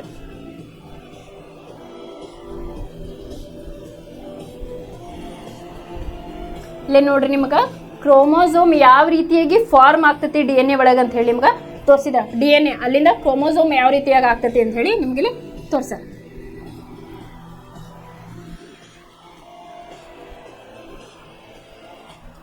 ಈ ರೀತಿಯಾಗಿ ಕ್ರೋಮೋಸೋಮ್ ಸ್ಟ್ರಕ್ಚರ್ ಇರ್ತದೆ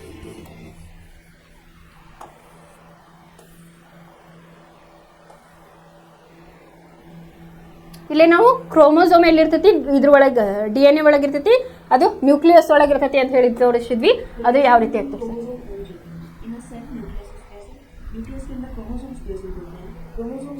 ಅವ್ರೇನೇನ ಹತ್ರ ನ್ಯೂಕ್ಲಿಯಸ್ ಒಳಗೆ ಕ್ರೋಮೋಸೋಮ್ಗಳು ಇರ್ತಾವೆ ಕ್ರೋಮೋಸೋಮ್ ಚಿತ್ರವನ್ನ ತೋರಿಸ್ತಿದ್ದಾರೆ अगर क्रोमैटिक फाइबर के बारे में बात करेंगे तो chromatic fibre consist of millions of nucleosome which are proteins. Nucleosome का स्ट्रक्चर अगर हम देखें तो उसमें डीएनए और हिस्टोन प्रोटीन्स। डीएनए का थ्रेड जब एक हिस्टोन प्रोटीन्स के आसपास कोलिन करता है तो वो एक न्यूक्लियोसोम फॉर्म करता है। ऐसे ही न्यूक्लियोसोम कंबाइन करके ಇಲ್ಲಿ ಸಾಕಷ್ಟು ಪ್ರಮಾಣದ ನ್ಯೂಕ್ಲಿಯೋಸೋಮ್ಗಳು ಇರ್ತಾವೆ. ನ್ಯೂಕ್ಲಿಯೋಸೋಮ್ ಎಲ್ಲಿ ಇರ್ತೈತೆ ಅಂತಂದ್ರೆ ನ್ಯೂಕ್ಲಿಯಸ್ ಒಳಗ ಇರ್ತೈತಿ ಅಂತ ಹೇಳಿ ನೋಡಿದ್ವಿ. ಇದು ಯಾವ ರೀತಿ ಇರ್ತೈತಿ ಅಂತ ಹೇಳಿ ಕ್ರೋಮೋಸೋಮ್ ಜೀನ್ ಒಳಗ ಅಂತ ಹೇಳಿ ನಿಮಗೆ ಒಂದು ಪಿಕ್ಚರ್ ಮೂಲಕ ತೋರಿಸಿದ್ವಿ. ನಾವು ಜಸ್ಟ್ ಇದು ನ್ಯೂಕ್ಲಿಯಸ್ ಅಂತ ರೌಂಡ್ ಸ್ಟ್ರಕ್ಚರ್ ಹಾಕಿ ಮಿಡಲ್ ತೋರಿಸ್ತಾ ಇರ್ತೀವಿ. ಬದನೆ ಇವ್ರು ಏನ್ ಮಾಡಿದಾರೆ ವಿತ್ ಡಯಾಗ್ರಾಮ್ ಅನ್ನ ನಿಮಗೆ ಎಕ್ಸ್ಪ್ಲೇನ್ ಅನ್ನ ಮಾಡಿದ್ದಾರೆ.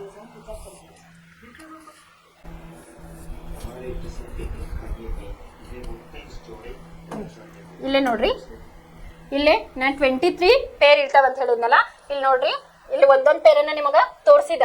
ಇಲ್ಲಿ ಸೆಕ್ಸ್ ಕ್ರೋಮೋಸೋಮ್ ಅಂತ ಹೇಳಿ ಇಂಗ್ಲಿಷ್ ಒಳಗೆ ಕರಿತೀವಿ. ಲಿಂಗ ನಿರ್ಧಾರಕ ವರ್ಣತಂತುಗಳು ಅಂತ ಹೇಳಿ ಕರಿತೇವೆ. ನೀವು ಪಿಕ್ಚರ್ ಒಳಗೆ ಅಬ್ಸರ್ವ್ ಮಾಡ್ಬೋದು. ಇಲ್ಲೇ ಇದು ಗಂಡು ಮಕ್ಕಳಲ್ಲಿ ಇರ್ತಕ್ಕಂಥ ಕ್ರೋಮೋಸೋಮ್ ಪಿಕ್ಚರ್ ಅನ್ನ ತೋರಿಸಿದಾರೆ. ಇವೆಲ್ಲ ನೋಡ್ರಿ, ಇವೆಲ್ಲ ಒಂಥರ ಅದಾವ. ಇದ್ರೊಳಗೆ ನೋಡ್ರಿ ಎಕ್ಸ್ ಕ್ರೋಮೋಸೋಮ್ ದೊಡ್ಡದೈತಿ, ವೈ ಕ್ರೋಮೋಸೋಮ್ ಸಣ್ಣದೈತಿ. ಇದು ಹಿಂಗಾಗಿ ಏನಾಗ್ತೈತಿ, ಇಲ್ಲೇ ಲಿಂಗ ನಿರ್ಧಾರವನ್ನ ಯಾರು ಮಾಡ್ತಾರಪ್ಪ ಅಂತಂದ್ರೆ ತಂದೆಯಿಂದ ಬರ್ತೈತಿ ಅಂತ ಹೇಳಿದ್ದಾರೆ. ಇವು ಅಟೋಸೋಮ್ ಅಂತ ಹೇಳ್ತಾರೆ, ಅಟೋಸೋಮ್ ಅಂತ ಹೇಳಿ ಕರೀತಾರೆ. ಇದಕ್ಕೆ ಸೆಕ್ಸ್ ಕ್ರೋಮೋಸೋಮ್ ಅಂತ ಹೇಳಿ ಕರೀತಾರೆ. ಈ ಅಟೋಸೋಮ್ ಅವನ್ನೆಲ್ಲ ನೀವು ಹೈಯರ್ ಕ್ಲಾಸಿಗೆ ಹೋದಂಗೆ ಇನ್ನೂ ಹೆಚ್ಚಿನದಾಗಿ ಕಲಿತಾರೆ. ಇದು ಒಂದು ಪೇರ್ ಅಂತವ್ ಎಷ್ಟದಾವ ಇಲ್ಲಿ 22 ಪೇರು ನಾನು ಹೇಳಿದ್ದೆ. ನಮ್ಮ ಪ್ರತಿಯೊಂದು ಕ್ಯಾರೆಕ್ಟರಿಸ್ಟಿಕ್ಸ್ ನ ಈ ಕ್ರೋಮೋಸೋಮ್ಗಳು ಅಟೋಸೋಮ್ಗಳು ಅಂತ ಏನ್ ಕರಿತಾವಲ್ಲ ಅವು ನಿರ್ಧಾರವನ್ನ ಮಾಡ್ತೈತಿ. ಈ ಲಾಸ್ಟ್ ಕ್ರೋಮೋಸೋಮ್ XY ಏನೈತಲ್ಲ ಅದು ಸೆಕ್ಸ್ ಕ್ರೋಮೋಸೋಮ್ ಅಂತ ಹೇಳಿ ನಾವು ಕರಿತೀವಿ. ಅದು ಲಿಂಗ ನಿರ್ಧಾರವನ್ನ ಮಾಡ್ತೈತಿ. ಇಲ್ಲಿ ಮೇಲ್ ಕ್ರೋಮೋಸೋಮ್ಸ್ ಅಂತ ಹೇಳಿ ಕರಿತಾರೆ.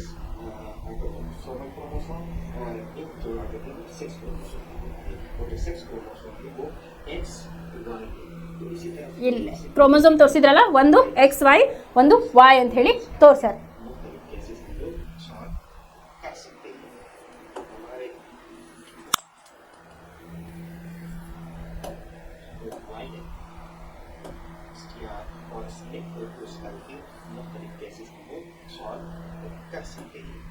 ಇಲ್ಲಿ ನೋಡ್ರಿ ವಂಶವಾಹಿನ ತೋರಿಸಿದಾರ.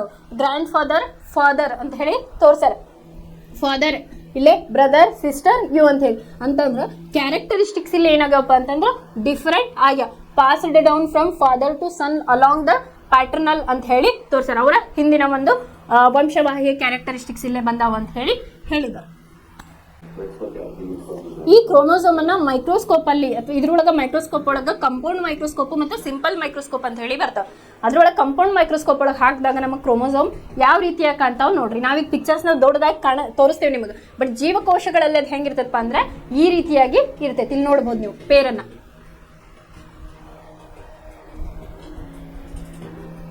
ಇಲ್ಲದಾವ್ ನೋಡ್ರಿ ಸಣ್ಣ ಸಣ್ಣ ಕ್ರೋಮೋಸೋಮಿನ ಪೇರ್ಗಳು ಅಂತ ಹೇಳಿ ನಾವು ಇಲ್ಲಿ ಕರಿತೀವಿ. ಇದು XX ಕ್ರೋಮೋಸೋಮ್ ಅಂತ ಹೇಳಿ ತೋರಿಸಿದ. ಇಲ್ಲಿ ನಾವು ಚಿತ್ರದೊಳಗೆ ಏನ್ ಮಾಡ್ತೀವಿ, ನಿಮ್ಗೆ ದೊಡ್ಡ ಸ್ಟ್ರಕ್ಚರ್ ಹಾಕಿ ತೋರಿಸ್ತೇವೆ. ಮೈಟೋಕಾಂಡ್ರಿಯಾ ಆಗಿರ್ಬೋದು, ಕ್ರೋಮೋಸೋಮ್ ಆಗಿರ್ಬೋದು, DNA ಅವು ಹೆಂಗಿರ್ತಾವಪ್ಪ ಅಂದ್ರೆ ಮೈಕ್ರೋಸ್ಕೋಪಿಕ್ ಆರ್ಗಾನಿಸಮ್ಸ್ ಅವೆಲ್ಲ.